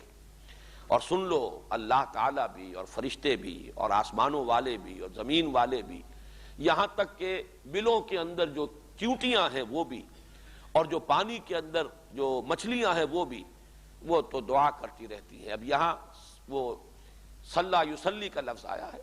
عنایتیں، شفقتیں، جیسے کہ آیا ہے قرآن مجید کے اندر کہ اللہ تعالیٰ بھی نبی اکرم صلی اللہ علیہ وسلم پر اور تم پر بھی هو الذی یصلی علیکم وملائکتہ. تو اسی طریقے سے صلاۃ جو ہے، جب ہم کہتے ہیں اے اللہ ہمارے نبی صلی اللہ علیہ وسلم پر اپنی شفقتیں اور عنایتیں نازل فرما، اللہم صلی علی محمد وعلی آل محمد، وہ لفظ یہاں آیا لا یصلون علی معلم الناس الخیر. جو شخص لوگوں کو خیر سکھا رہا ہو، اس خیر کے لفظ پر پھر بعد میں گفتگو ہوگی کہ اس کا جب اطلاق عام تو ہوگا، لیکن تعلیم خیر ہے یا بھلا علم، بھلائی کا علم دے رہا ہو، اور اس میں چوٹی پر ہوگا قرآن مجید. ہوا خیر مما یجمعون، جو بھی کچھ لوگ جمع کر رہے ہیں، جو بھی جن کی قدر و قیمت کا ان کے دلوں میں کوئی احساس ہے، ان سب سے بڑھ کر قیمتی شے یہ قرآن ہے. تو قرآن مجید کے علم کو عام کرنا اور لوگوں تک اس کی تلقین کرنا اور اس کی تعلیم کو پہنچانا، گویا کہ یہ وہ ہے کہ جس کے بارے میں فرمایا کہ اللہ تعالیٰ بھی اپنی عنایتیں اور شفقتیں نازل فرماتا ہے، فرشتے بھی ان کے لیے دعائیں کرتے ہیں، یہاں تک کہ چیونٹیاں جو ہیں اپنے بلوں کے اندر اور سمندروں میں یا دریاؤں میں جو مچھلیاں ہیں وہ بھی ان کے حق میں دعائیں خیر کرتی ہیں. سنن دارمی میں ہے حضرت حسن رحمت اللہ علیہ، حسن بصری سے مرسلاً، سئل رسول اللہ صلی اللہ علیہ وسلم عن رجلین، سوال کیا گیا اللہ کے رسول صلی اللہ علیہ وسلم سے دو اشخاص کے بارے میں کہ ان میں سے کون افضل ہے، کس کی قدر و قیمت اللہ کی نگاہ میں زیادہ ہے. کانا فی بنی اسرائیل، یہ دو اشخاص تھے بنی اسرائیل میں سے. احدہما کانا عالما، ان میں سے ایک عالم تھا، صاحب علم تھا، اور اس کا طرز عمل کیا تھا؟ یصلی المکتوبۃ ثم یجلس فیعلم الناس الخیر، کہ وہ صرف فرض نمازیں ادا کرتا تھا، پڑھتا تھا، نماز پڑھتا تھا فرض، اور پھر وہ بیٹھ جاتا تھا لوگوں کو خیر کی تعلیم دینے کے لیے. والآخر یصوم النہار ویقوم اللیل، اور دوسرا وہ تھا کہ جو ہر روز روزہ رکھتا تھا اور ہر شب وہ بیدار رہتا تھا اور کھڑا رہتا تھا اللہ کی عبادت میں. یعنی قائم اللیل بھی ہے، صائم الدہر بھی ہے، ہر روز اس کا روزہ ہے اور ہر شب جو ہے وہ اس میں قیام کر رہا ہے. یصوم النہار ویقوم اللیل. ایہما افضل، اے نبی بتائیے ان میں سے افضل کون ہے؟ اب جواب سنیے، اور یہ معاملہ دیکھیے اس کی اہمیت کہ یہ سوال کیا گیا، یہ بڑا بنیادی سوال ہے. سارا معاملہ ویلیوز کا ہے. اگر اقدار غلط ہو جائیں، اگر اس میں امبیلنس پیدا ہو جائے، اگر غلط جو ہے جھکاؤ ہو جائے اور صحیح بات کی طرف جتنا زور ہونا چاہیے نہ رہے تو طرز عمل بدل جائے گا، اور انفرادی طرز عمل کے بدلنے ہی سے پھر پورا فساد جو ہے اور عدم توازن جو ہے وہ پورے معاشرے میں، پورے نظام کے اندر رونما ہو کر رہے گا. اصل شے ہے ہی عدل اور اعتدال، اور سب سے مشکل کام یہی ہے. انتہا پسند ہو جانا، یک رخا بن جانا، یہ بہت آسان ہے. اصل شے کیا ہے کہ آپ دونوں چیزوں کو جمع کر سکیں پورے عدل اور توازن اور اعتدال کے ساتھ. وَلَهُ آخرہ، سوال آپ سن چکے ہیں جو حضور سے کیا گیا. اب جواب جو ہے پوری توجہ سے سنیے. قال رسول اللہ صلی اللہ علیہ وسلم فضل هذا العالم الذي يصلي المكتوبة ثم يجلس فيعلم الناس الخير على العابد الذي يصوم النهار ويصلي الليل كفضل على ادناكم. وہی الفاظ جو سابق حدیث میں آئے تھے، لیکن یہاں تعین ہو گیا، اور جواب میں بھی حضور نے وہ پوری تفصیل دہرا دی ہے کہ اس عالم کی فضیلت کہ جو صرف فرض نماز ادا کرتا ہو اور پھر بیٹھ جاتا ہو لوگوں کو خیر کی تعلیم اور تلقین کے لیے، اس عابد کے مقابلے میں کہ جو رات بھر کھڑا رہتا ہو اور روزانہ روزہ رکھتا ہو، اس کی فضیلت وہی ہے جو میری فضیلت ہے تم میں سے کسی ادنا پر، تم میں سے جو کم ترین ہو سکتا ہے. اب یہ تم کو اگر عام لیں گے تو مسلمانوں میں سے کم ترین، اور اگر اسے خاص بھی کر دیں صحابہ کرام کے لیے تو گویا کہ صحابہ میں سے جو بھی کم تر درجے کے ہیں اور جو کم ترین ہیں ادناکم، ان پر جو فضیلت محمد الرسول اللہ صلی اللہ علیہ وسلم کو حاصل ہے وہی ریشو پروپورشن ذہن میں رکھیے ان دو کاموں کے درمیان۔ اس سے آپ کو اندازہ ہو رہا ہوگا کہ ہمارے دینی اور مذہبی طبقات کے اندر، چاہے وہ مدرسے کا طبقہ ہو اور چاہے خانقاہ کا حلقہ ہو، ان دونوں میں یہ ویلیو کس طریقے سے بالکل تلپٹ ہو چکی ہے، اس کی وہ اہمیت، اس کی طرف وہ توجہ، یہ احساس اور شعور جو ہے وہی در حقیقت ہمارا جو ہے ڈسٹرب ہو چکا، ختم ہو چکا، اور اسی کا نتیجہ ہے پھر جو نکل رہا ہے۔ اس کے بعد چند چھوٹی چھوٹی حدیثیں ہیں اور یہ تو بہت مشہور بھی ہیں۔ بخاری کی روایت ہے حضرت عثمان بن عفان رضی اللہ تعالی عنہ سے، خیرکم من تعلم القرآن وعلمہ۔ یہ لفظ خیر کو نوٹ کیجئے، دونوں حدیثوں میں آیا ہے تعلیم خیر، اور میں نے جیسا کہ عرض کیا عام بھی رکھیے اسے، بھلائی کی تلقین، نیکی کی تلقین، خیر کی تلقین، لیکن یہ کہ سب سے بڑا خیر اور خیر مطلق وہ اللہ کا کلام ہے، اللہ کی کتاب ہے۔ هو خیر مما یجمعون، یہاں لوگوں میں سے بہترین لوگ وہ ہیں، خیرکم، تم میں سے بہترین لوگ وہ ہیں، من تعلم القرآن وعلمہ، جو قرآن کا علم حاصل کریں اور پھر اس علم کو پھیلائیں، دوسروں تک پہنچائیں، تعلیم دیں قرآن کی۔ اور اسی طرح بخاری کی حضرت عبداللہ ابن عمرو بن العاص سے روایت ہے، بلغوا عنی ولو آیۃ، پہنچاؤ میری جانب سے ایک ہی آیت پہنچاؤ۔ اس پہ جو تعلیم قرآن اور تبلیغ قرآن کی جو اہمیت اور اس پر جو زور اور تاکید ہے اس کا اس سے اندازہ ہوگا، چاہے ایک ہی آیت۔ اکثر کے نزدیک تو یہ ہے کہ ایک آیت سے مراد ایک ہی آیت ہے، لیکن بعض حضرات کے نزدیک یہ ہے کہ ایک آیت نہیں بلکہ ایک جملہ مفیدہ، یعنی ایک ایسا کہ جملہ مکمل ہو جائے، چاہے وہ دو آیتوں سے مل کر جملہ بن رہا ہو۔ لیکن بہرحال اس میں اصل میں یہ تو بحث ہو جائے گی ٹیکنیکل۔ اصل بات کیا ہے کہ قرآن مجید کی تعلیم اور قرآن مجید کی تبلیغ یہ ہے اللہ کو کس قدر کس درجے میں مطلوب ہے مسلمانوں سے کروانی، کہ حضور فرما رہے ہیں کہ پہنچاؤ میری جانب سے ایک ہی آیت۔ اگلی حدیث یہ بھی بخاری اور مسلم دونوں میں ہے، متفق علیہ، حضرت معاویہ رضی اللہ تعالی عنہ سے۔ اس میں جو لفظ آیا ہے یہ بہت قابل توجہ ہے، تفقہ، فہم۔ ایک علم ہے، علم میں زیادہ زور جو ہوتا ہے وہ معلومات، اس کی وسعت۔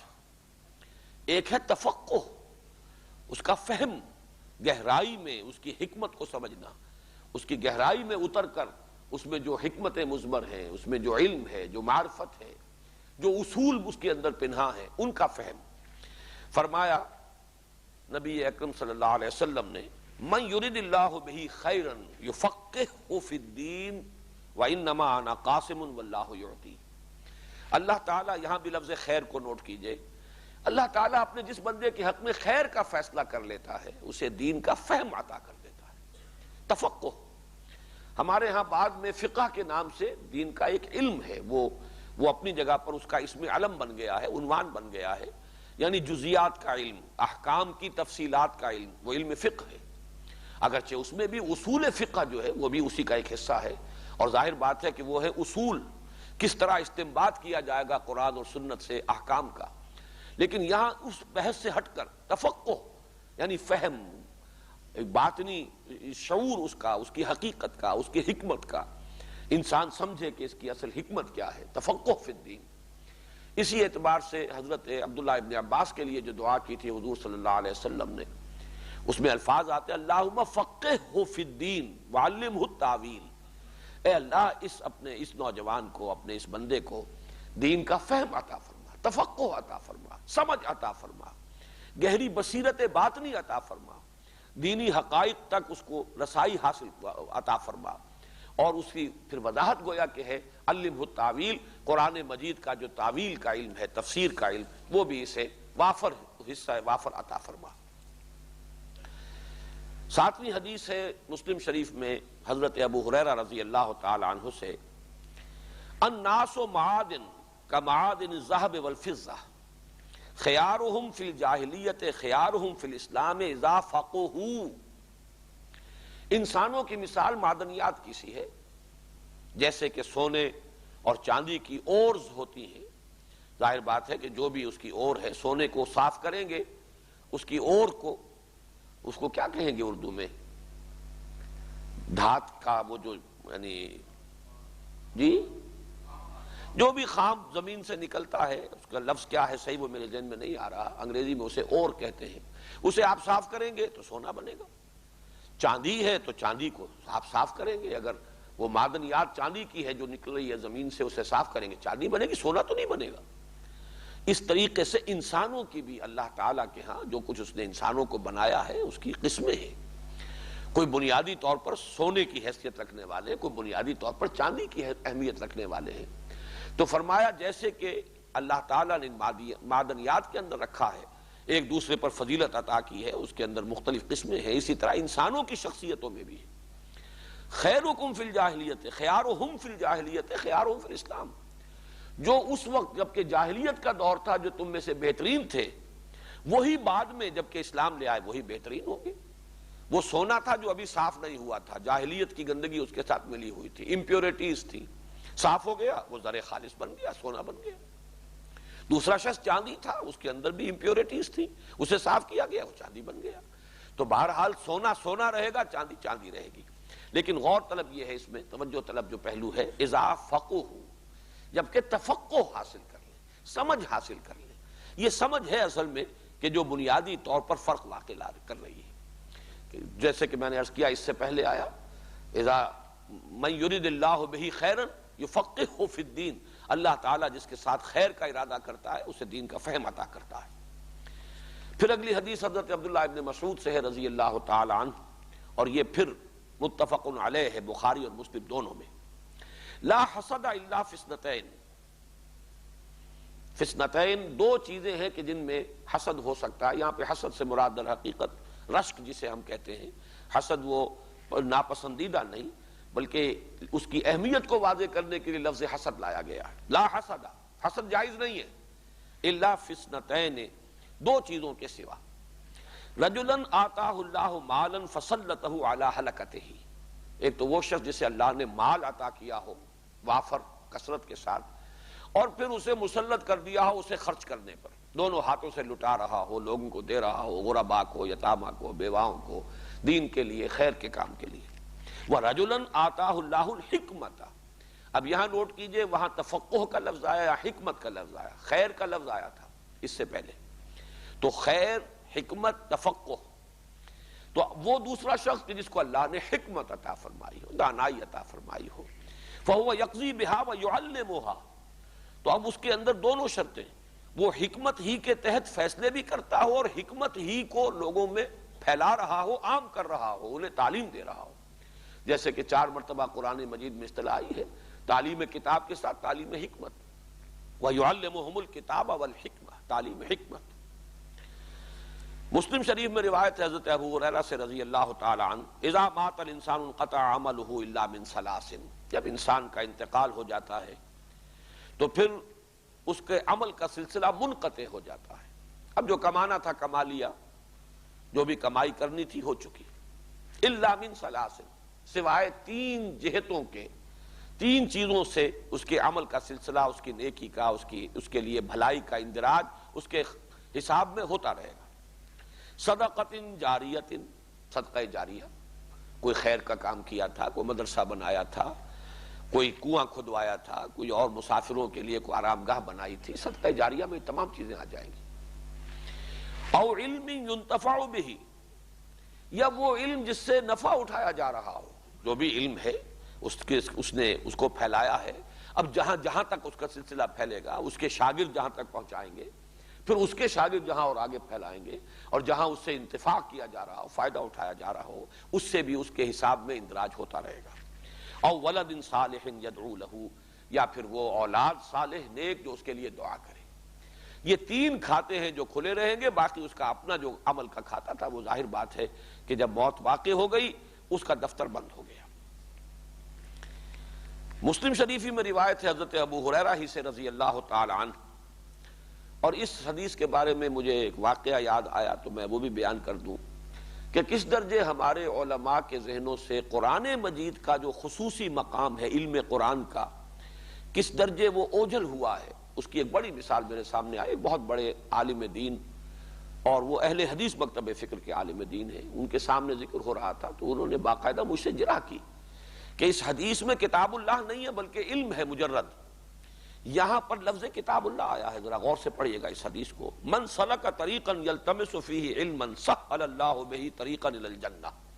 یہ تو بالکل وہی مضمون ہے کہ جو پہلی حدیث میں بھی آ چکا ہے. جس شخص نے کوئی راستہ اختیار کیا، سفر اختیار کیا حصول علم کے لیے، اللہ تعالیٰ اس کے لیے جنت کا راستہ کھول دیتا ہے. بالکل وہی بات، جس نے کوئی سفر اختیار کیا علم کے حصول کے لیے، سہل اللہ بہ طریقا الی الجنہ، اللہ تعالیٰ اس کے لیے جنت کا ایک راستہ آسان کر دیتا ہے. وَمَجْتَمَعَ قَوْمٌ فِي بَيْتٍ مِّن بُيُوتِ اللَّهِ. اور نہیں جمع ہوتی کوئی قوم، کچھ لوگ اللہ کے گھروں میں سے کسی گھر میں. اور اس میں جو شرح ہے مشکات کی، اس میں وضاحت کی گئی ہے. مشکات شریف میں یہ روایت موجود ہے اور اس کی بڑی تفصیلی ایک شرح ہے ہمارے پاس موجود ہے. اس میں بیان کیا گیا ہے کہ اکثر اہل علم کے نزدیک اس سے مراد اللہ کے گھروں میں سے کسی گھر میں جمع ہونے سے مراد لازماً مسجد نہیں ہے، بلکہ یہ پوری دنیا اللہ کی ہے، یہ پوری زمین اللہ کی ہے. جہاں بھی لوگ جمع ہو جائیں اس مقصد کے لیے، اس پر اس حدیث میں جو بشارت آئی ہے اس کا انطباق اور اطلاق ہوگا. لیکن یہاں لفظ آیا اللہ کے گھروں میں سے کسی گھر میں. مجتمع قوم فی بیت من بیوت اللہ، نہیں جمع ہوتے کوئی لوگ اللہ کے گھروں میں سے کسی گھر میں، یتلون کتاب اللہ ویتدارسونہ، وہ اللہ کی کتاب کو پڑھتے ہوں اور باہم ایک دوسرے کو سمجھا رہے ہو، سمجھ رہے ہو، افہام و تفہیم ہو، تدارس، ایک دوسرے سے اس میں استفادہ کر رہے ہوں. الا نزلت علیہم السکینہ، مگر یہ کہ ان پر نازل ہوتی ہے سکینت. وغشیتہم الرحمہ، اور رحمت خداوندی انہیں ڈھانپ لیتی ہے. وحفتہم الملائکہ، اور فرشتے ان کے گرد گھیرا ڈال لیتے ہیں. وذکرہم اللہ فی من عندہ، اور اللہ تعالیٰ ان کا تذکرہ فرماتا ہے ان کے سامنے جو اس کے پاس ہیں. ملائکہ مقربین، وہ ملائکہ جو سب سے اونچے درجے کے ملائکہ ہیں. وہ خاص ایک محفل جو ہے جس کو امیر خسرو نے خاص طور پر اس کا ایک نقشہ کھینچا ہے. یہ ایک شاعرانہ تخیل ہے، لیکن واقعہ یہ کہ اس سے زیادہ حسین تعبیر ممکن نہیں. خدا خود میر محفل بود شب جائے کہ من بودم، محمد شمع محفل بود اندر لا مکان خسرو. کوئی لا مکان کی محفل ہے جس کی میر محفل تو اللہ تعالیٰ ہیں اور شمع محفل محمد الرسول اللہ ہیں. شرکاء جو ہیں وہ ملائکہ مقربین ہیں. تو اس محفل میں تذکرہ کرتا ہے اللہ تعالیٰ فی من عندہ، جو اس کے پاس ہے، ان کے پاس، کہ میرا فلاں بندہ، میرے فلاں بندے اس وقت سارے کام کاج چھوڑ کر، اپنے آرام کو تج کر میری کتاب کو پڑھنے، پڑھانے، سیکھنے، سکھانے، سمجھنے، سمجھانے کے لیے جمع ہے. مجتمع قوم فی بیت من بیوت اللہ یتدارسون، یہاں پر وہ مصر رہے کافی دیر تک. یتدارسون العلم ہے وہاں، وہ یہ تم قرآن مجید کے درس کی محفل کے اوپر اس کا انطباق کر رہے ہو. پھر میں نے جب کتاب کھول کر دکھائی تو وہ بھی حیران ہوئے کہ کیا وجہ ہے کہ حدیث ہم پڑھتے رہے ہیں اور 100 مرتبہ اس مقام سے میں گزرا ہوں گا، لیکن ذہن میں چونکہ قرآن مجید کی طرف ارتکاز توجہ اس درجے رہا نہیں، اس لیے وہ علم کا ایک خانہ اپنے ذہن میں خانہ کھولا ہوا ہے اور وہیں پر انسان اپنے ذہن ہی کو ریڈ کرتا ہوا نکل جاتا ہے. اس کی بہت بڑی مثال تھی جو میرے سامنے آئی. جیسے کہ اس سے پہلے بھی میں نے عرض کیا ہے، جو احادیث کہ جو ہمارے اس وقت کے مذہبی فکر کے ساتھ مناسبت نہیں رکھتی ہیں مشکات شریف کی. اور مشکات شریف جو ہے وہ علم حدیث کا گویا کہ وہ تو پرائمر ہے، سب سے پہلی کتاب جو پڑھائی جاتی ہے. وہ دورہ حدیث جو ہے تکمیلی درجہ وہ تو بعد میں آئے گا، لیکن موقوف علیہ جس کو کہتے ہیں اس میں بھی مشکات شامل ہے. اس کے بغیر تو گویا کہ کسی درجے میں بھی تعلیم دین کا کوئی مرحلہ طے ہوتا ہی نہیں. لیکن اس کے بھی الفاظ فرمایا کہ بڑے نامانوس الفاظ ہیں، حالانکہ مشکات کی روایت. اسی طرح کا واقعہ یہ جو میں ذہن میں آ گیا. مجتمع قوم فی بیت من بیوت اللہ یتلون کتاب اللہ ویتدارسونہ بینہم الا نزلت علیہم السکینۃ وغشیتہم الرحمۃ وحفتہم الملائکۃ وذکرہم اللہ فی من عندہ. اب یہاں پر نوٹ کر لیجئے کہ یعلم الخیر، اس کی بھی گویا کہ شرح اس حدیث کی روشنی میں کی جائے گی.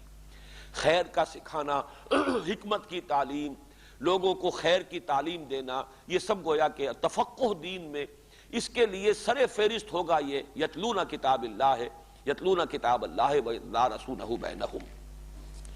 اب 2 حدیثیں اور ہیں چھوٹی چھوٹی، جن میں سے ایک میں تو بہت بڑی بشارت بھی ہے اور اس کے اندر مضمر ایک تنبیہ بھی ہے، اور دوسری جو ہے وہ خالص تنبیہ والی اور انذار والی حدیث ہے.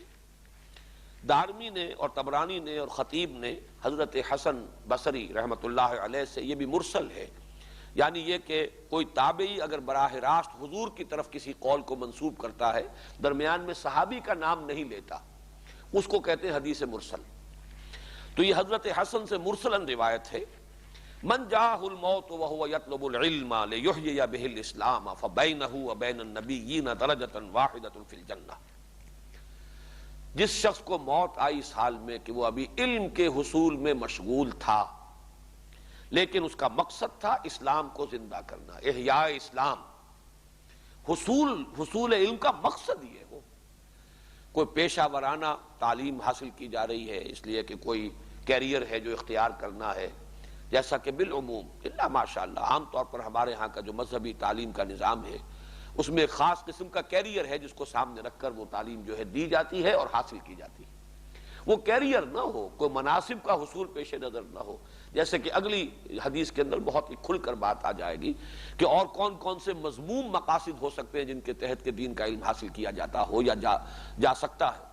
لیکن یہاں پہ اس کو نوٹ کر لیجئے کہ مثبت طور پر جو بشارت آ رہی ہے اس میں شرط یہ ہے کہ یطلب العلم لیحیی بہ الاسلام، وہ تحصیل علم میں لگا ہوا ہے اس مقصد کی خاطر کہ احیاء اسلام کا کام کرے گا، جد و جہد کرے گا۔ ظاہر بات ہے دین سیکھے گا تو آگے سکھائے گا۔ دین زندہ کیسے کیا جائے گا اگر اس کا علم ہی مر چکا ہو؟ اس علم کو پہلے خود اپنے اندر زندہ کرنا ہے، پھر لوگوں کے اندر اس کو پھیلانا ہے۔ تو فرمایا جو شخص اس کام میں لگا ہوا ہے، ابھی وہ تحصیل علم سے فارغ نہیں ہوا اور موت آ گئی، تو فرمایا بینہ و بین النبیین درجۃ واحدۃ فی الجنہ، تو اس کے اور انبیاء کے درمیان جنت میں صرف ایک درجے کا فرق رہ جائے گا۔ یہ ہے نیت کے اعتبار سے حصول علم کا یہ مقام ہے، یہ مرتبہ ہے، یہ اس کی اہمیت ہے، یہ اس کی حیثیت ہے کہ صرف ابھی اس کے اندر مشغول ہے، ابھی اس کی تکمیل نہیں ہوئی ہے، احیاء اسلام کی جد و جہد عملاً اس نے شروع نہیں کی ہے، لیکن علم حاصل کر رہا اس مقصد کے تحت کہ دین کو زندہ کرے، تو اس کا بھی مقام و مرتبہ اللہ کی نگاہ میں یہ ہے۔ اور آخری جو ہے اس میں یہی مضمون منفی اعتبار سے کہ کون کون سے مذموم مقاصد ہو سکتے ہیں جن کے تحت علم حاصل کیا جائے، اللہ تعالیٰ اس سے بچائے ہر طالب علم کو۔ یہ ترمذی کی روایت ہے حضرت کعب بن مالک سے رضی اللہ تعالی عنہ، من طلب العلم لیجاری بہ العلماء ولیماری بہ السفہاء او یصرف بہ وجوہ الناس الیہ ادخلہ اللہ النار۔ جس شخص نے علم حاصل کیا، تین مقاصد ہیں بڑے پیارے، پھر وہی فصاحت و بلاغت کا ایک بہت عمدہ نمونہ ہے۔ لیجاری بہ العلماء، تاکہ علماء کی ہم نشینی اختیار کر سکے۔ بہرحال علماء کی چونکہ عزت ہے، قدر و منزلت ہے، اب ظاہر بات ہے کوئی شخص بالکل بے علم ہے ان کی محفل میں کیسے بار پائے گا، تو اس قدر و منزلت سے حصہ پانے کے لیے انسان علم حاصل کرتا ہے کہ میں بھی ان کی محفل میں بیٹھوں، جیسے ان کا ہم نشین بن جاؤں، ان کا جلیس بن جاؤں، تاکہ یہ کہ جو عزت جو وقار انہیں حاصل ہے وہ مجھے بھی حاصل ہو جائے۔ لیجاری بہ العلماء او لیماری بہ السفہاء، یا یہ کہ بے وقوفوں پر روب گانٹ سکے، جھگڑ سکے ان سے، ان کے اوپر اپنے علمی تفوق اور برتری کا جو ہے وہ سکہ بٹھا سکے۔ یہ دوسرا وہ مذموم مقصد، عوام کے اوپر روب ڈالنے کے لیے اور اہل علم کی مجلس میں بار پانے کے لیے۔ او یصرف بہ وجوہ الناس الیہ، یا یہ کہ مقصد یہ ہے کہ لوگوں کے چہروں اور توجہات کو اپنی طرف مرکوز کر لوں، میں مرجع خلائق بن جاؤں، لوگ میرے ہاتھ چومنے لگیں، لوگ میرے سامنے ادب کے ساتھ بیٹھیں، زانوئے تلمس طے کریں۔ اور یصرف بہ وجوہ الناس الیہ، لوگوں کے چہروں کو توجہات کو اپنی طرف منعطف کرانے کا اسے ذریعہ بنا رہا ہو۔ ادخلہ اللہ النار، اللہ تعالیٰ اس شخص کو لازماً جہنم میں پہنچا کر رہے گا، آگ میں داخل کرے گا۔ یہ تو میں نے احادیث آپ کو سنائی ہے کہ علم کی جو فضیلت ہے مطلقاً وہ آپ حضرات کے سامنے آ جائے، خاص طور پر بمقابلہ عبادت، زہد، عبادت، ریاضت، بمقابلہ تعلیم و تعلم، تعلیم الناس الخیرہ، لوگوں کو خیر کی، حکمت کی تعلیم دینا، قرآن کا پڑھنا پڑھانا، سیکھنا سکھانا، اس کا ان دونوں کا تقابل آپ کریں تو یہ جو ہے نسبت و تناسب صحیح ذہن کے اندر رہنا چاہیے، تبھی ہماری جو ٹائم ایلوکیشن ہے، اپنی توجہات اور محنت اور جد و جہد ہے، اس کے اندر صحیح توازن قائم ہو سکے گا۔ اب دوسری بات، جیسا کہ میں نے عرض کیا کہ آج کا جو میرا یہ وقت میں لے رہا ہوں بطور ایک تتمے کے، وہ ہے علم کی اقسام۔ اس کے اعتبار سے چونکہ میں بار بار یہ عرض کر چکا ہوں کہ یہ رکوع جو ہے چوتھا رکوع سورہ بقرہ کا، یہ میرے نزدیک اہم ترین مقام ہے اس موضوع پر، تو ایک گویا کہ نگاہ بازگشت ہم ڈال رہے ہیں اقسام علم پر۔ اس میں چند چیزیں جو میں نے یہاں درج کی ہیں وہ اس لیے تاکہ تیزی کے ساتھ ہم گزر جائیں۔ ایک تو بڑا پرانا حکیمانہ مقولہ ہے اور اغلباً یہ ابن خلدون کا قول ہے، العلم و علمان، علم الابدان و علم الادیان۔ علم دو ہے، دو قسم کے علم ہے، علم کی دو قسمیں ہیں۔ ایک علم الابدان، بدنوں کا یا اشیاء کا یا چیزوں کا، باڈیز کا علم، ظاہر بات ہے فزیکل آبجیکٹس، فزیکل باڈیز، ان کا علم۔ اور دوسرا علم الادیان، دین کا علم، اوامر و نواہی، خیر و شر کا علم، اس کی پہچان۔ سورہ بقرہ کے چوتھے رکوع میں واقعہ یہ ہے کہ اسی کے حوالے سے ہم کہہ سکتے ہیں، ذہن میں اس کا ایک ربط قائم کر سکتے ہیں، ایسوسیشن، مینٹل ایسوسیشن۔ علم الاسماء، یہ گویا کہ علم الاشیاء ہے، علم الابدان ہے، وہ ہے جس کی بنیاد پر خلافت کا معاملہ ہے۔ اس لیے کہ جب جو بھی استفہام تھا فرشتوں کا، وہ در حقیقت اس کا جو جواب اللہ نے دیا ہے تو وہ اسی حوالے سے کہ میں صرف اسے اختیار اور خلافت نہیں دے رہا، علم دے رہا ہوں۔ تو یہ علم الاسماء ہے۔ اور دوسرا جس کا اختتام پر ذکر ہوا ہے وہ ہے ہدی من اللہ، فَإِمَّا يَأْتِيَنَّكُم مِّنِّي هُدًى فَمَن تَبِعَ هُدَايَ فَلَا خَوْفٌ عَلَيْهِمْ وَلَا هُمْ يَحْزَنُونَ۔ تو علم کے گویا کہ یہ دو گوشے یا دو شاخیں جو ہیں، دو سورسز جو ہیں علیحدہ معین ہو گئی۔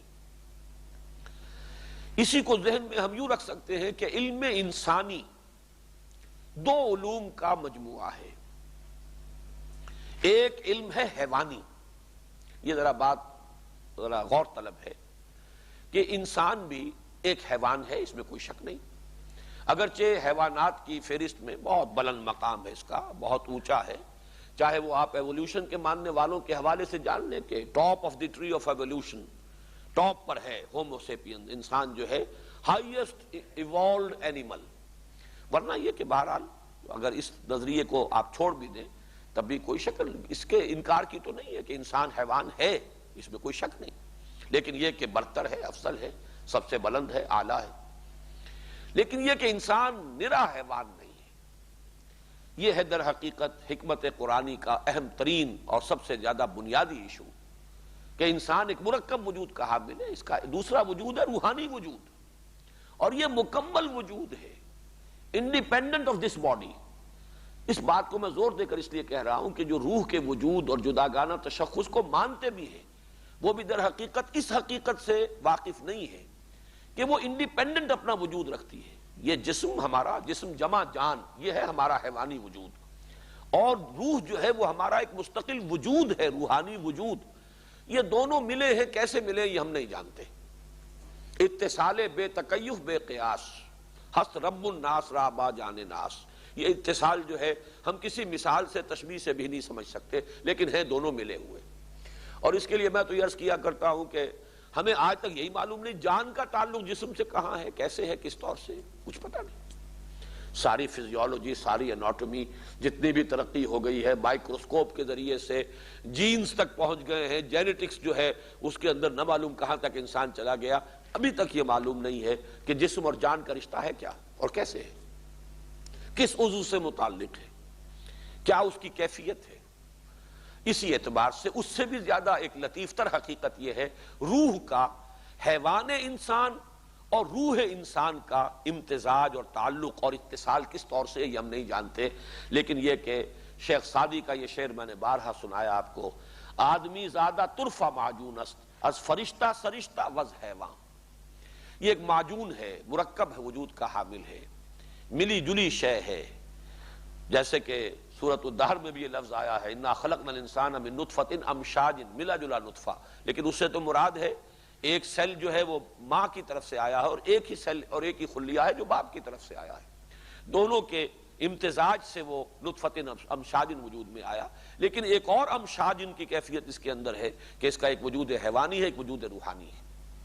تو ایک علم وہ ہے جو حیوانی علم کی ارتقائی شکل ہے، میں وہ بعد میں تقسیم کر دوں گا، اس لیے کہ وہ بہترین تقسیم جو میرے علم اور آج تک کے مطالعے کی جو بھی میری وسعت ہے یا جو بھی جس درجے میں بھی میں آج تک سیکھ سکا ہوں، اس کے پہلو سے میں یہ سمجھتا ہوں کہ جامع ترین انداز میں شاہ اسماعیل شہید رحمت اللہ علیہ نے اپنی کتاب ابقات، جس کا ابقہ اول کل 1 صفحے پر مشتمل ہے، اس قدر جامع ہے وہ ایک باب چھوٹا سا 1 صفحے کا، کہ اس میں علم کو 3 حصوں میں تقسیم کر کے علم کی حقیقت کو بالکل روشن اور مبہن کر دیا ہے۔ اور وہ کیا ہے کہ علم انسانی کے 3 ذرائع ہیں۔ علم بالحواس، سینس آرگنز کے ذریعے سے جو معلومات حاصل ہوتی ہے۔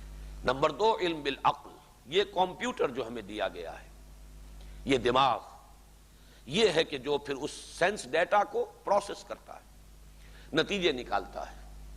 پھر یہ کہ یادداشت میموری ہے، جیسے آج کل آپ کے کمپیوٹرز کے اندر میموری ہے، اب تو نہ معلوم کس چیز میں میموری شامل کر دی گئی ہے، آپ نے وہ چیز جو ہے وہاں کر دی، اب وہاں پر وہ معلومات موجود ہیں، جب کبھی کوئی نیا مسئلہ آئے گا متعلق، وہ فوراً پوری میموری کے ساتھ جو ہے اس کا ایک تعلق قائم ہوگا اور اسی کے حساب سے وہ سٹور ہو جائے گا، پھر نتیجے نکلیں گے، استنباط ہوگا، استدلال ہوگا۔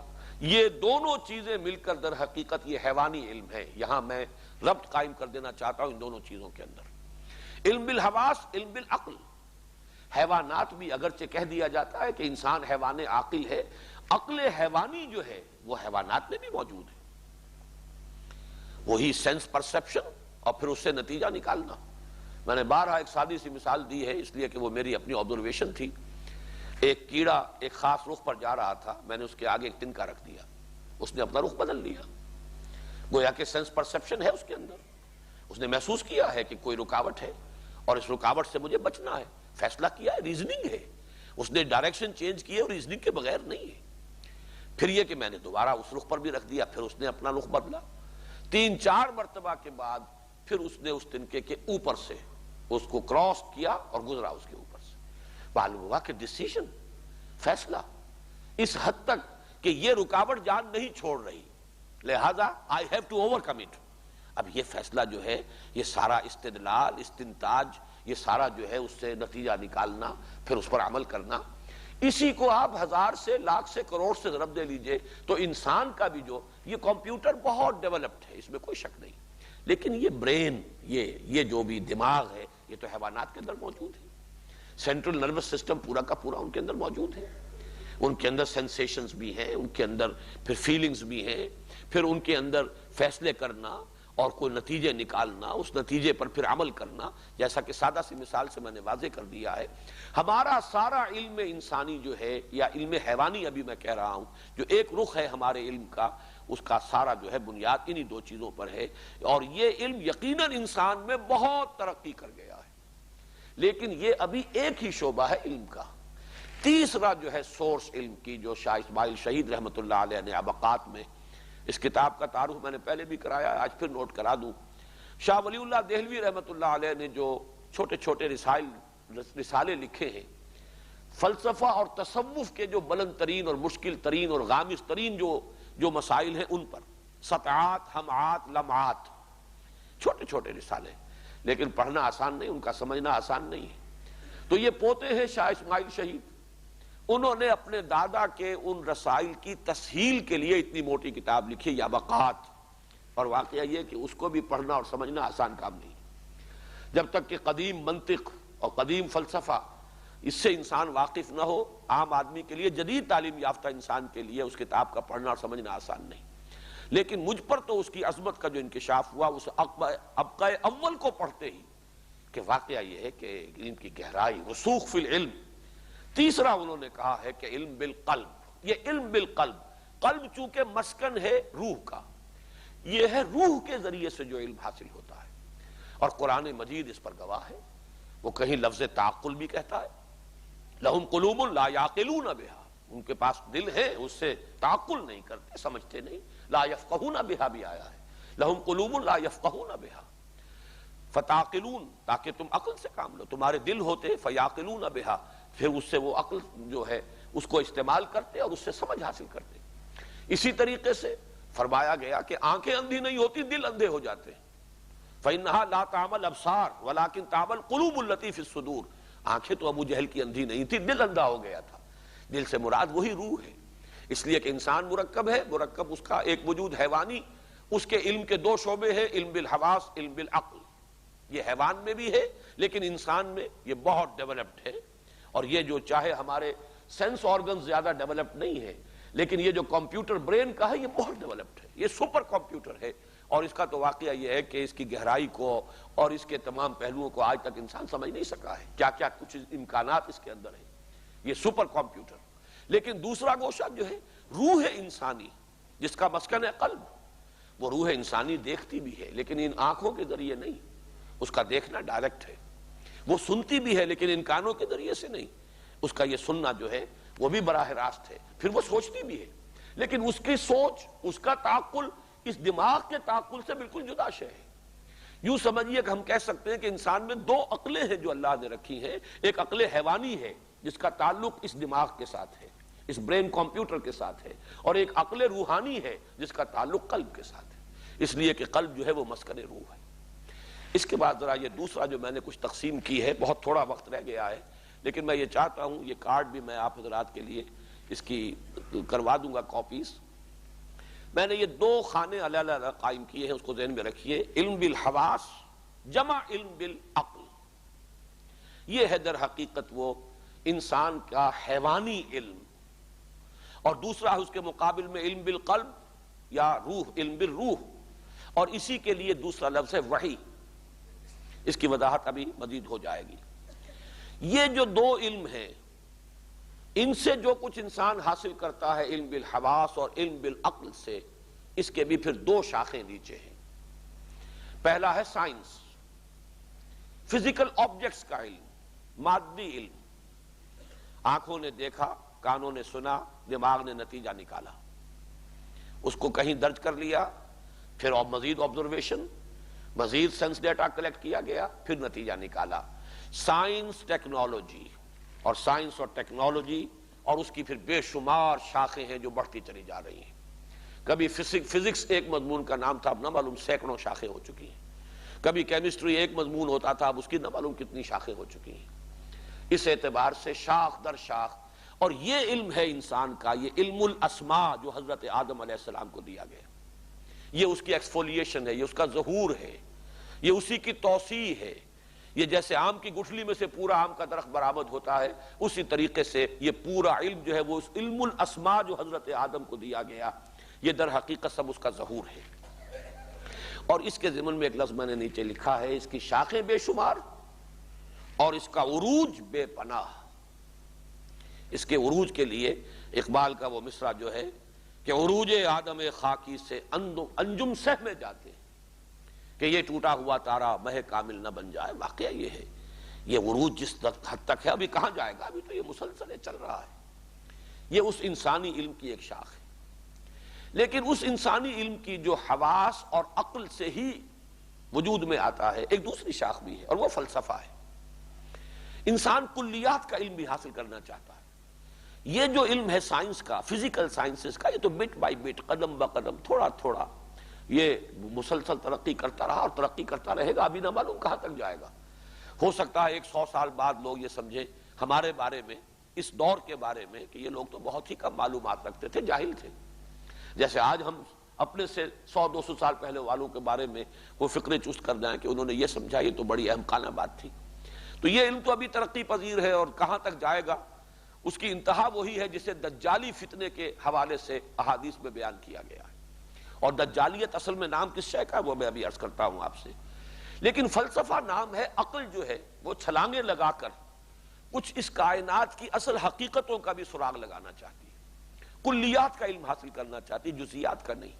یہ کائنات کیا ہے، اس کی حقیقت کیا ہے، اس کی ابتدا کیا ہے، اس کا انتہا کیا ہے، زندگی کیا ہے، آغاز کیا ہے، اختتام کیا ہے، خیر کیا ہے، شر کیا ہے۔ اب یہ چیزیں جو ہے یہ وہ سائنس، فزیکل سائنسز کے دائرے کی چیزیں نہیں ہیں، یہ ہے جس کو ہم فلسفہ کہتے ہیں۔ یہ بھی انسانی علم ہے، لیکن اس کے پھر دو حصے کر لیجئے۔ ایک ہے ما بعد الطبیعات، جو ابھی میں نے سوالات ابھی آپ کے سامنے رکھے، ان کا جواب انسان تلاش کرتا رہا، حکما، فلاسفہ۔ یہ یوں سمجھیے کہ حضرت مسیح علیہ السلام سے بھی سینکڑوں برس پہلے لوگوں کے غور و فکر کا یہ سلسلہ شروع ہوا ہے۔ مختلف ممالک میں، چین ہو، ہندوستان ہو، ایران ہو، یونان ہو، یہ فلاسفہ حکما پیدا ہوئے۔ اور دوسرا پھر ہے عمرانیات، انسانی زندگی کے جو اجتماعی گوشے ہیں، معاشرتی اقدار کیا ہونی چاہیے، سیاسی نظام کیا ہونا چاہیے۔ اب پلیٹو نے جو کتاب لکھی تھی ریپبلک، وہ آپ کو معلوم ہے کہ حضرت مسیح سے بھی تقریباً 300-400 برس قبل، ارسطو کے بھی استاد ہیں افلاطون، اور یہ حضرت مسیح علیہ السلام جو ہیں ان سے 300 سال یا 400 سال قبل کی بات ہے۔ اس اعتبار سے وہ عمرانیات، اور اسی کے گوشے سیاسیات ہے اور سماجیات ہے اور اقتصادیات ہیں اور جو بھی ہو، سوشولوجی، اور آج کل بڑا علم بن گیا، یہ سب اس کی شاخ ہے۔ یہ ہے سارا کا سارا علم انسانی، جو حیوانی علم کی ترقی یافتہ شکل ہے۔ دوسرا علم ہے علم بالقلب۔ اس کی ذرا حقیقت کو سمجھ لیجئے۔ روح انسانی جو تلقی کرتی ہے، تلقی کا لفظ آج کے بھی ہمارے درس میں آیا، فَتَلَقَّى آدَمُ مِن رَبِّهِ كَلِمَاتٍ فَتَابَ عَلَيْهِ، حاصل کرنا۔ روح انسانی جو نالج گین کرتی ہے وہ علم بالقلب ہے۔ اس کے دو حصے ہیں، یا علم بالروح ہے، اس کے دو حصے ہیں۔ ایک حصہ وہ ہے جو القائے شیطانی اور وسوسہ نفسانی سے محفوظ ہو، وہ ہے وحی نبوت۔ انبیاء کرام کے پاس یہ علم آتا تھا، یہ علم حواس ظاہری کے ذریعے سے نہیں آیا ہے۔ اما یاتینکم منی ھدی، یہ آیا ہے براہ راست قلب پر، فإنہ نزلہ علی قلبک، نازل کیا آپ کے قلب پر۔ براہ راست نزول جو ہے اس کا وہ قلب محمدی پر ہوا ہے قرآن مجید کا، آپ کے حواس ظاہری کو اس میں کوئی دخل حاصل نہیں۔ تو یہ ہے محفوظ وحی نبوت۔ اور غیر محفوظ یہ چیز ہے کہ جو آج کل ہمارے ہاں کے جو ریشنلسٹ ہیں، چاہے وہ ایکٹیوسٹ بھی ہیں، دین کے میدان میں بہت بھاگ دوڑ بھی ہے، دینی تحریکیں بھی ہے، جد و جہد بھی ہے، لیکن اس گوشے سے چونکہ متعارف نہیں ہے بلکہ اس کا انکار کرتے ہیں، اس لیے ان کی جو بصیرت باطنی ہے اس میں یوں سمجھیے کہ اس کی ایک آنکھ بالکل بند ہے، یک رخی بصیرت ہے، ساری سوچ دینی سوچ، دینی فکر یک رخا ہو گیا۔ اور وہ یہ ہے کہ یہ غیر محفوظ سلسلہ جو ہے اسی کی شکلیں ہیں، الہام، رؤیائے صادقہ، کشف، پھر تحدیث، جیسے کہ فرمایا حضور نے ہر امت کے اندر محدثین ہیں جن سے کہ اللہ کلام کرتا ہے۔ میری امت کا محدث نہیں محدث، محدث تو اصطلاح ہے علم حدیث کے جو بڑے ماہرین ہیں، ائمہ ہیں حدیث کے، وہ محدث ہیں۔ محدث جن سے اللہ گفتگو کرتا ہے، کلام کرتا ہے، لیکن اس کے اندر محفوظیت نہیں ہے۔ ہو سکتا ہے اس میں القائے شیطانی بھی شامل ہو جائے، ہو سکتا ہے اس میں کوئی وسوسہ نفسانی بھی شامل ہو جائے، محفوظ نہیں ہے۔ لیکن یہ کہ بہرحال محفوظ ہے نبی کا معاملہ، بغیر محفوظ یہ سلسلہ آج بھی جاری ہے، تا قیام قیامت جاری رہے گا، ہمیشہ سے جاری ہے۔ اس پر بھی وحی کا اطلاق ہوتا ہے، بلکہ وحی کا لفظ جو ہے اس کا اطلاق وسوسہ شیطانی پر بھی ہے۔ ان الشیاطین لیوحون الی اولیائہم، وہ اپنے جو ساتھی ہیں، اپنے دوست، ان کو وحی کرتے رہتے ہیں۔ ایک فرشتے کے ذریعے وحی آتی ہے، ایک شیاطین کی وحی بھی ہے جس کا قرآن مجید میں ذکر ہے۔ تو نوٹ کر لیجئے کہ یہ جو علم بالقلب یا علم بالروح ہے، اس کے دو حصے علیحدہ علیحدہ، جہاں محفوظ ہو جائے گا بالکل، اللہ کی طرف سے اس کی عصمت اور اس کی حفاظت کا مکمل بندوبست ہے، نہ وسوسہ نفسانی کو اس کے اندر کوئی دخل دینے کا امکان ہے اور نہ ہی کسی القائے شیطانی کا، وہ ہے وحی نبوت۔ البتہ اس کو یہ نہ سمجھیے، بعض لوگ وحی کو ایک بالکل علیحدہ کیٹیگری سمجھتے ہیں، حالانکہ وہ کیٹیگری علیحدہ نہیں ہے۔ کیٹیگری وہی ہے جو عام انسانوں میں بھی ہے۔ عام انسانوں میں الہام ہے، القاء ہے، کشف ہے، رؤیائے صادقہ ہے، لیکن عام انسانوں میں غیر انبیاء کے اندر یہ چیزیں ہیں، محفوظ نہیں ہے۔ خطا کا امکان، القاء شیطانی کا امکان، وسوسہ نفسانی کا امکان، جبکہ یہی چیزیں جب محفوظ ہو گئیں تو وہ وحی نبوت ہے۔ وحی نبوت کے بھی دو حصے ہیں، وحی جلی اور وحی خفی۔ وحی خفی کیا ہے؟ یہی چیزیں جو ابھی میں نے غیر محفوظ شمار کی ہیں، یہ سب چیزیں جب نبی میں بھی ہوتی ہیں تو محفوظ ہوتی ہیں۔ نبی کا خواب بھی وحی ہے، نبی کو الہام ہوگا وہ بھی وحی ہے، نبی کو کوئی بات القاء ہوتی ہے وہ بھی وحی ہے، اور وہ بھی محفوظ ہے۔ نبی کا خواب بھی محفوظ ہے، نبی کا خواب جو ہے اس میں بھی شیطانی آمیزش نہیں ہو سکتی، اور اسی کا نام ہے وحی خفی۔ وحی جلی تو وہ کلام ہے جو آ رہا ہے اللہ کی طرف سے، جو جوں کا توں لفظاً منتقل کیا جا رہا ہے، اور جو بات اللہ دل میں ڈال دے، نفس فی الروع، اللہ نے میرے دل میں ایک بات ڈال دی ہے. یہ بات جو اس کو ہم القاء بھی کہتے ہیں، اللہ نے القاء فرمایا ہے. اور جیسا کہ میں عرض کر رہا ہوں کہ یہ چیزیں عام انسانوں میں بھی ہیں، اور اسی کو آج ایکسٹرا سینسری پرسیپشن کہا جا رہا ہے، کہ صرف وہ سینسری پرسیپشن نہیں ہے بلکہ ایکسٹرا سینسری پرسیپشن کا دائرہ ہے. اور وہ تو آج کل تو تحقیق کا بہت بڑا موضوع بن چکا ہے. چند منٹ کا اضافہ کریں گے. اس وحی جلی اور وحی خفی اب دونوں کو جمع کریں گے تو اس سے پھر جو ہمیں حاصل ہو رہا ہے علم، اس کو بھی دو حصوں میں تقسیم کر لیجئے، حکمت اور احکام. وحی کے ذریعے سے بھی ہمیں حکمت بھی ملتی ہے اور احکام بھی ملتے ہیں. اس حکمت کے بھی پھر دو حصے ہیں، حکمت اصولی یا کلی. اس کا موضوع ہے ایمان. کائنات کی حقیقت کیا ہے، تمہاری حقیقت کیا ہے، زندگی کی حقیقت کیا ہے، یہ تمام علم الحقائق جنہیں ہم کہیں گے، یہ ایمان ہے. اور اس کا رشتہ جڑ جائے گا ما بعد الطبیعیات کے ساتھ. یہ جو میں نے ڈاٹڈ لائنز کے ساتھ اس کا تعلق قائم کیا ہے کہ یہ انسانی علم کے گوشے سے، علم بالحواس، علم بالعقل سے جو فلسفیانہ علم ڈیولپ ہوا ہے، اس فلسفیانہ علم کا ایک حصہ یعنی ما بعد الطبیعیات، اس کا رشتہ جڑتا ہے در حقیقت یہ حکمت کلی یا حکمت اصولی سے، یا جس کو ہم ایمان کہتے ہیں. چند خانی حکمت یونانیہ، حکمت قرآنیہ را ہم بخاں، یا حکمت ایمانیہ را ہم بخاں. ایمانی حکمت جو ہے اس کو بھی پڑھو. کب تک تم پڑھتے رہو گے یونانیوں کی حکمت اور یونانیوں کا فلسفہ؟ مولانا روم نے فرمایا. تو ان دونوں میں جو ربط قائم کرنے کی کوشش ہے، اس کا نام علم کلام ہے. یہاں لکھا نہیں گیا، لیکن یہ ڈاٹڈ لائن جو ہے اس پر اگر آپ چاہیں تو اپنے ہاں نوٹ کر لیں، یہ علم کلام ہے. علم کلام کا فنکشن کیا ہے؟ کہ انسان کی عقل سے جو چیزیں اسے معلوم ہوئی ہیں، فلسفہ، ما بعد الطبیعیات، اس کا رشتہ جوڑنے کی کوشش ایمان کے ساتھ. منطق انسانی، فلسفہ انسانی کے حوالے سے ایمانی حقائق کا اثبات، کوشش کی جائے اس کو کہ اسے ثابت کیا جائے کہ عقل سے کوئی اس کا تضاد نہیں ہے بلکہ ان دونوں کے مابین موافقت ہے. یہ کوشش ہمیشہ سے ہوتی رہی. ظاہر بات ہے کہ جب سے مذہب چلا آ رہا ہے، انسان کی عقل بھی ہے اور ان دونوں کے مابین جو ہے امتزاج کی کوششیں ہوئی ہیں. رجال دین نے اس کو ہمیشہ ایک اہم کام سمجھا ہے کہ جو بھی انسان کی عقل ہے، اس سے جو کچھ حاصل ہو رہا ہے اس میں، اور جو کچھ اس وحی کے ذریعے سے حاصل ہو رہا ہے، ان میں مطابقت پیدا کی جائے. اس کوشش کا نام علم کلام ہے.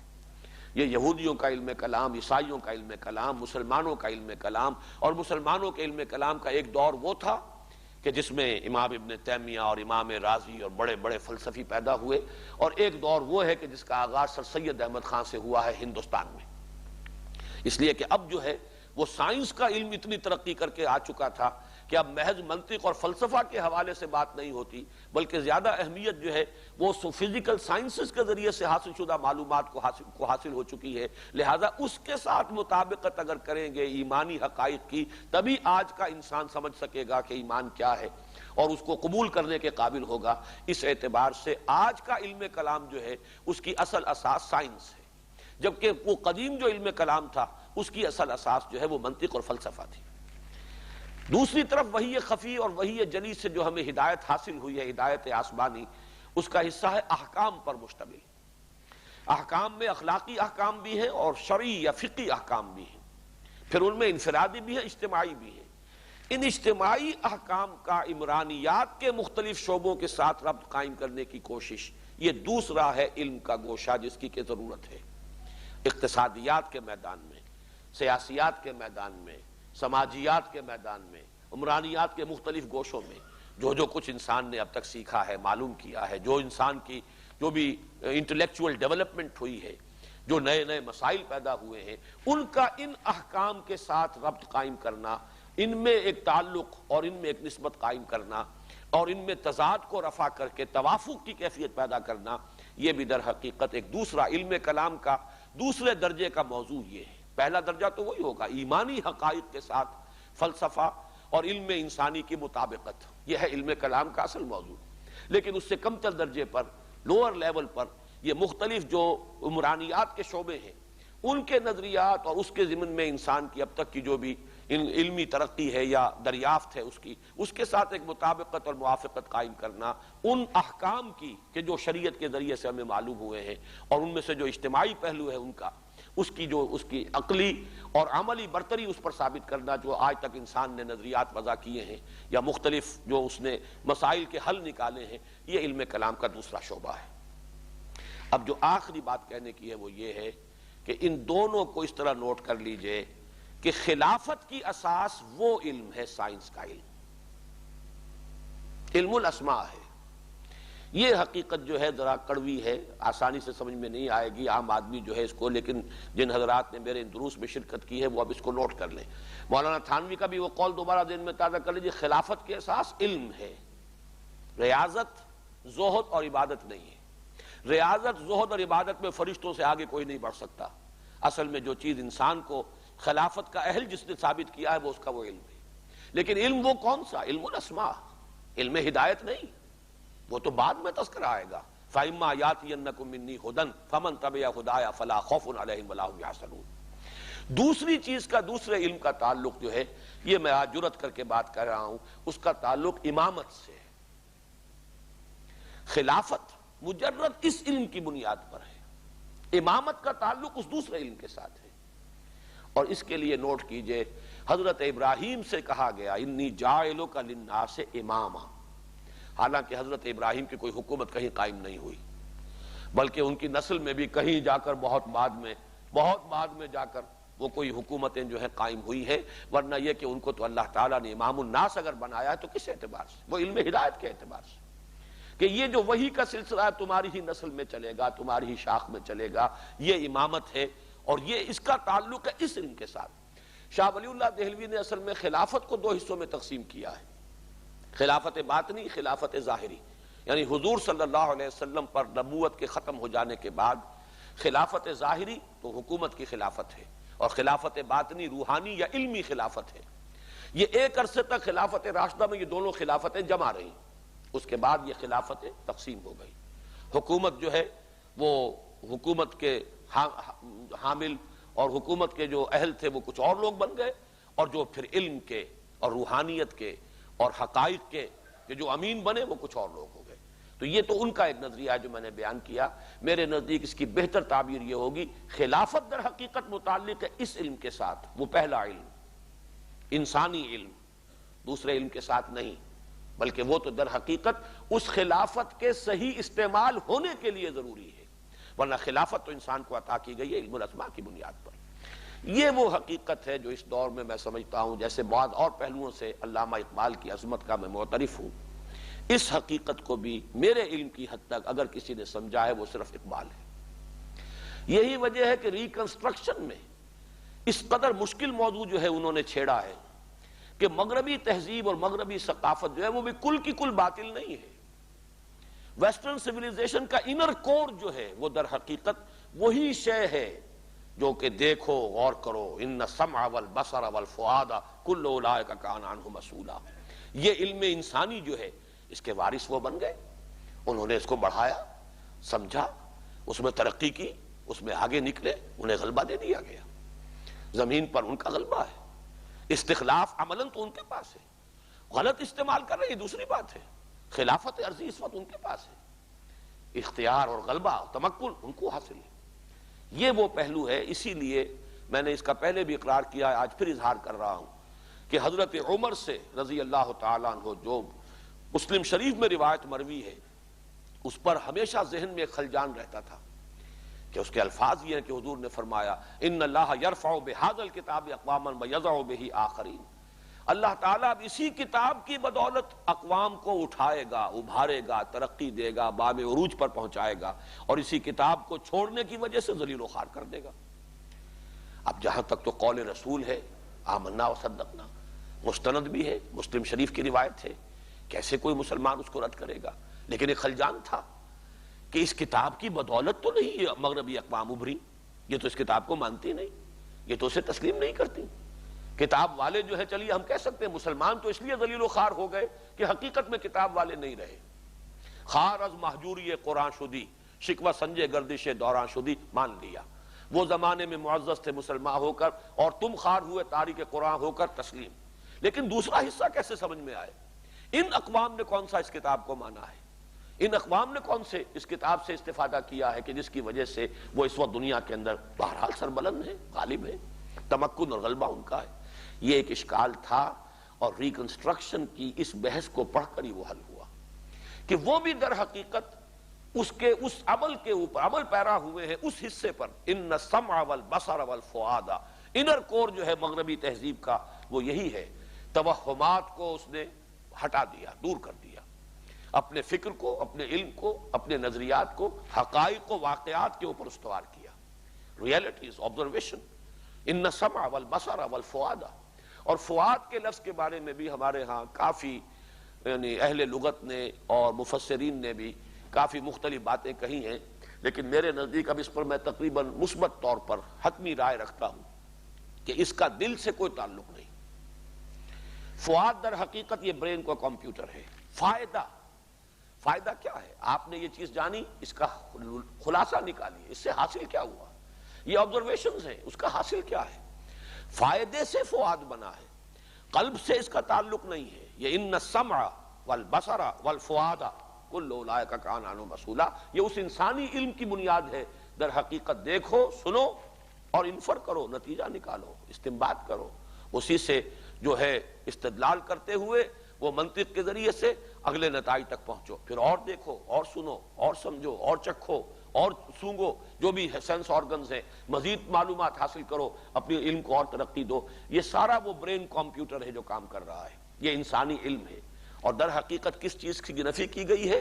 وَلَا تَقْفُ مَا لَيْسَ لَكَ بِهِ عِلْمٌ، جس شے کے لیے تمہارے پاس کوئی علم نہیں ہے، علمی بنیاد نہیں ہے، اس کے پیچھے مت پڑو، توہمات کو رد کر دو، بات کرو آبزرویشن کی بنیاد پر۔ یہ ساری سائنس جو ہے، میں نے اسی لیے اس علم کی مختلف اقسام کو بالکل ایک فارم کے اندر آپ کے سامنے رکھ دیا ہے، تاکہ یہ ایک وحدت کی حیثیت سے سامنے آ جائے۔ یہ بھی علم ہے، اور خلافت عرضی کی بنیاد یہ علم ہے۔ علم آدم الاسماء کلہا ثم عرضہم علی الملائکہ، تو یہ علم الاسماء ہے۔ اگر اس پر کسی نے محنت کی ہے تو در حقیقت وہ بھی گویا کہ قرآن مجید ہی پر عمل پیرا ہے، چاہے انہیں شعور ہے یا نہیں ہے، چاہے وہ تسلیم کرتے ہیں یا نہیں کرتے، چاہے اقرار ان کے ہاں ہے یا نہیں ہے، لیکن یہ کہ بالفعل یہ انر کور اس ویسٹرن کلچر کا اور تہذیب کا چونکہ یہی ہے، اسی لیے ان اللہ یرفع بہذا الکتاب اقواما ویضع بہ آخرین، ان کے مابین جو ہے وہ حضرت عمر رضی اللہ تعالیٰ عنہ سے مروی اس حدیث کی بھی پوری توجیہ جو ہے، جس پر میرا دل مطمئن ہے، وہ سامنے آ گئی۔ اب آخری بات آج کے درس کے سلسلے میں عرض کر رہا ہوں، دجالیت کیا ہے؟ یہ جو دو شاخیں علم کی جا رہی ہیں، اگر ہینڈ ان ہینڈ، ہاتھ میں ہاتھ دے کر برابر چل رہی ہوں تو علم اسماء یا علم اشیاء یا سائنس اور ٹیکنالوجی آسمان تک پہنچ جائے، کوئی حرج نہیں، کوئی خرابی نہیں، اس لیے کہ علم ہدایت ساتھ ہے۔ کیا کرنا ہے، کیا نہیں کرنا، کیا خیر ہے، کیا شر، کیا جائز ہے، کیا ناجائز، کیا بھلائی ہے، کیا برائی، وہ علم موجود ہے۔ یہ ایک بہت بڑا باٹ جو ہے ترازو کے اس پلڑے میں پڑا ہے، تو ادھر کتنا بھی اضافہ ہو جائے کوئی پرواہ نہیں۔ یہ علم مضر نہیں ہوگا، یہ علم نقصان دہ نہیں ہوگا، یہ انسان کے لیے مہلک نہیں بنے گا، لیکن جب ان میں بعد اور فصل ہو گیا، اس علم سے انسان نے نگاہیں ہٹا لی، اب یہ یک رخا، اسی لیے دجال کے ساتھ لفظ کانا جو ہے، کانا دجال، یہ ہمارے ذہن میں آتا ہے۔ وجہ کیا ہے؟ دو آنکھیں ہیں، یہ علم کے دو گوشے ہیں۔ سورہ بقرہ کے 4 رکوع کے شروع میں ایک علم ہے، علم آدم الاسماء کلہا، دوسرا علم اس کے اختتام پر ہے، فَإِمَّا يَأْتِيَنَّكُم مِّنِّي هُدًى۔ یہ دونوں علم دو آنکھیں ہیں، انسان اور انسانی، ان دونوں آنکھوں کو کھلا رکھے، ترقی کرے، راستہ دیکھے اور آگے چلے، تو اس کے اندر کوئی برائی نہیں، بھلائی ہی بھلائی ہے، خیر ہی خیر ہے۔ لیکن اگر ایک آنکھ کو بند کر دیا گیا، ٹھپ ہو گئی، وہیں سے منہ موڑ لیا گیا، اب جو ترقی ہو رہی ہے یہ فصل و بعد ہے ان دونوں کے مابین، جس نے اس سائنٹیفک ترقی کو دجالیت بنا دیا۔ وہی دجالیت ہے جس کی حدیث کے اندر آتا ہے کہ اتنا قابو یافتہ ہو جائے گا انسان، دجال کو اتنی قدرت حاصل ہوگی کہ وہ ایک ویرانے کو کہے گا کہ اس میں سے لہلہاتی فصلیں اگیں، اور وہ ویرانہ جو ہے وہ لہلہاتی فصلیں جو ہے وہاں اگیں گی۔ وہ حکم دے گا بارش ہو، اور بارش ہوگی۔ وہ انسان کو 2 حصوں میں کاٹ دے گا، پھر جوڑ دے گا، اور وہ ٹھیک ہو جائے گا انسان۔ یہ ساری جو قدرت ہے، جو ترقی ہو رہی ہے، رسل و رسائل کے ذرائع ایسے ہو جائیں گے کہ اس کی سواری، اس کا گدھا وہ ہوگا کہ جس کا ایک قدم مدینے میں ہوگا تو دوسرا یروشلم میں ہوگا۔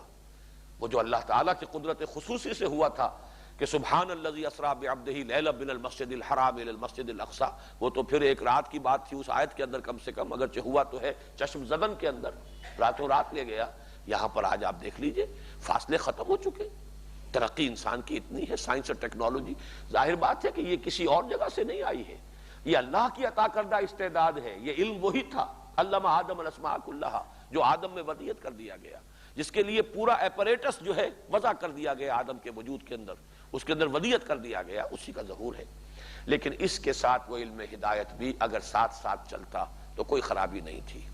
جب اس میں سے ایک شے کا سلسلہ رک گیا یا انسان نے اس کی طرف سے اپنی نگاہ پھیر لی، اب دوسری شے جو ترقی کر رہی ہے یہ دجالیت ہے۔ اور یہ جان لیجئے وہ دجال اکبر کا ظہور بھی اب کہیں دور نہیں ہے، اور اس کی جو بھی تفاصیل آئی ہیں احادیث کے اندر، میں سمجھتا ہوں کہ آج کے مسلمان کو ضرور ان کا مطالعہ کرنا چاہیے، تیار رہنا چاہیے ان امتحانات کے لیے۔ جیسا کہ کہا گیا ہے کہ انسانوں کے لیے ایمان پر قائم رہنا ناممکن ہو جائے گا، محال کے درجے تک پہنچ جائے گا۔ اس درجے غلبہ ہوگا اس کفر کا، اور اس کا رعب اور اس کی دہشت اتنی ہوگی کہ اہل ایمان جو ہے ایمان پر قائم نہیں رہ سکیں گے۔ ایک شخص صبح کو اگر مومن اٹھے گا شام تک کافر ہو جائے گا، شام کو مومن سوئے گا صبح کو کافر ہوگا۔ یہ کیفیات آنی ہے، ان کی خبریں احادیث کے اندر موجود ہیں، اور یہ علم انسانی جس حد تک پہنچ گیا ہے، اور چونکہ ڈائیورس کر دیا گیا اسے علم ہدایت سے، ایک گوشہ بند کر دیا گیا، اس لیے اس نے دجالیت کی شکل اختیار کی ہے۔ اور اس فتنہ دجال سے حضور نے بتایا کہ تمام انبیاء پناہ مانگتے رہے، اور خود آپ کی تو وہ ہمیں دعائیں ملتی ہیں، وَأَعُوذُ بِكَ مِن فِتْنَةِ الْمَسِيحِ الدَّجَّالِ۔ تو دجالیت کی حقیقت بھی آج سامنے آ گئی۔ علم کلام کیا ہے، ان دونوں علموں کے مابین ان کے گیپ کو برج کرنے کی انسانی کوشش علم کلام ہے۔ ذہن انسانی سے، علم انسانی سے فلسفہ اور مابعد طبیعت وجود میں آئے، وحی ربانی سے ایمانی حقائق سامنے آئے، ان دونوں کو باہم ایک دوسرے کے قریب لانے کی کوشش، مطابقت اور موافقت کی کوشش، یہ علم کلام ہے۔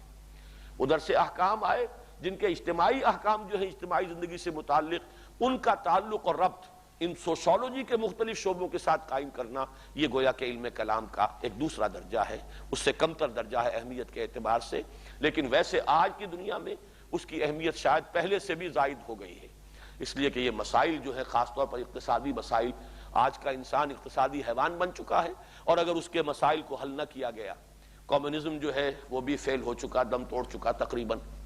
لیکن یہ ہے کہ اب انسان کدھر جائے گا؟ جو لوگ کہہ رہے ہیں صحیح کہہ رہے ہیں کہ یہ سرمایہ داری بھی دم توڑ رہی ہے، لیکن جائے گا انسان کدھر؟ اب تو ظاہر بات ہے کہ نظام ایک ہی ہے، باقی جس نظام کے ہم دعوے دار ہیں اس کا دنیا میں کہیں وجود نہیں۔ اس کے لیے تو اب ضرورت یہی ہے کہ اس کا کوئی نمونہ قائم کر کے دنیا میں دکھا دیا جائے، تب تو نوع انسانی اس کی طرف لپکے گی۔ اور یہی وہ بات ہے جہاں سے میں نے شروع کیا تھا کہ ہمارے دینی تصورات میں جو تنزل اور انحطاط پیدا ہوا، وہ عمل میں سارا کا سارا زور عبادات پر، ساری گفتگو اس کے بارے میں، ساری نیکی جو ہے اس کا جو بھی ظہور ہوتا ہے انسان میں وہ عبادات کے اندر، ساری قوت اسی میں کھپ جاتی ہے۔ اصل وہ شے کہ وہ جو انسان کے اندر ایک تو علم کی اہمیت، علم میں ان دونوں شعبوں کی اہمیت، یہ نگاہوں سے اوجھل، پھر خاص طور پر عمل میں اجتماعی زندگی اور ایک عدل اجتماعی کا قیام، اس کی فرضیت کا تصور ہمارے ذہنوں سے نکل گیا ہے۔ اللہ تعالی ہمارے دینی تصورات کو اثر نو صحیح بنیادوں پر جامعیت کے ساتھ استوار کرے، اور جو اس کے عملی تقاضے ہیں انہیں پورا کرنے کی توفیق عطا فرمائے۔ اقول قولی ھذا واستغفر اللہ لی ولکم ولسائر المسلمین والمسلمات۔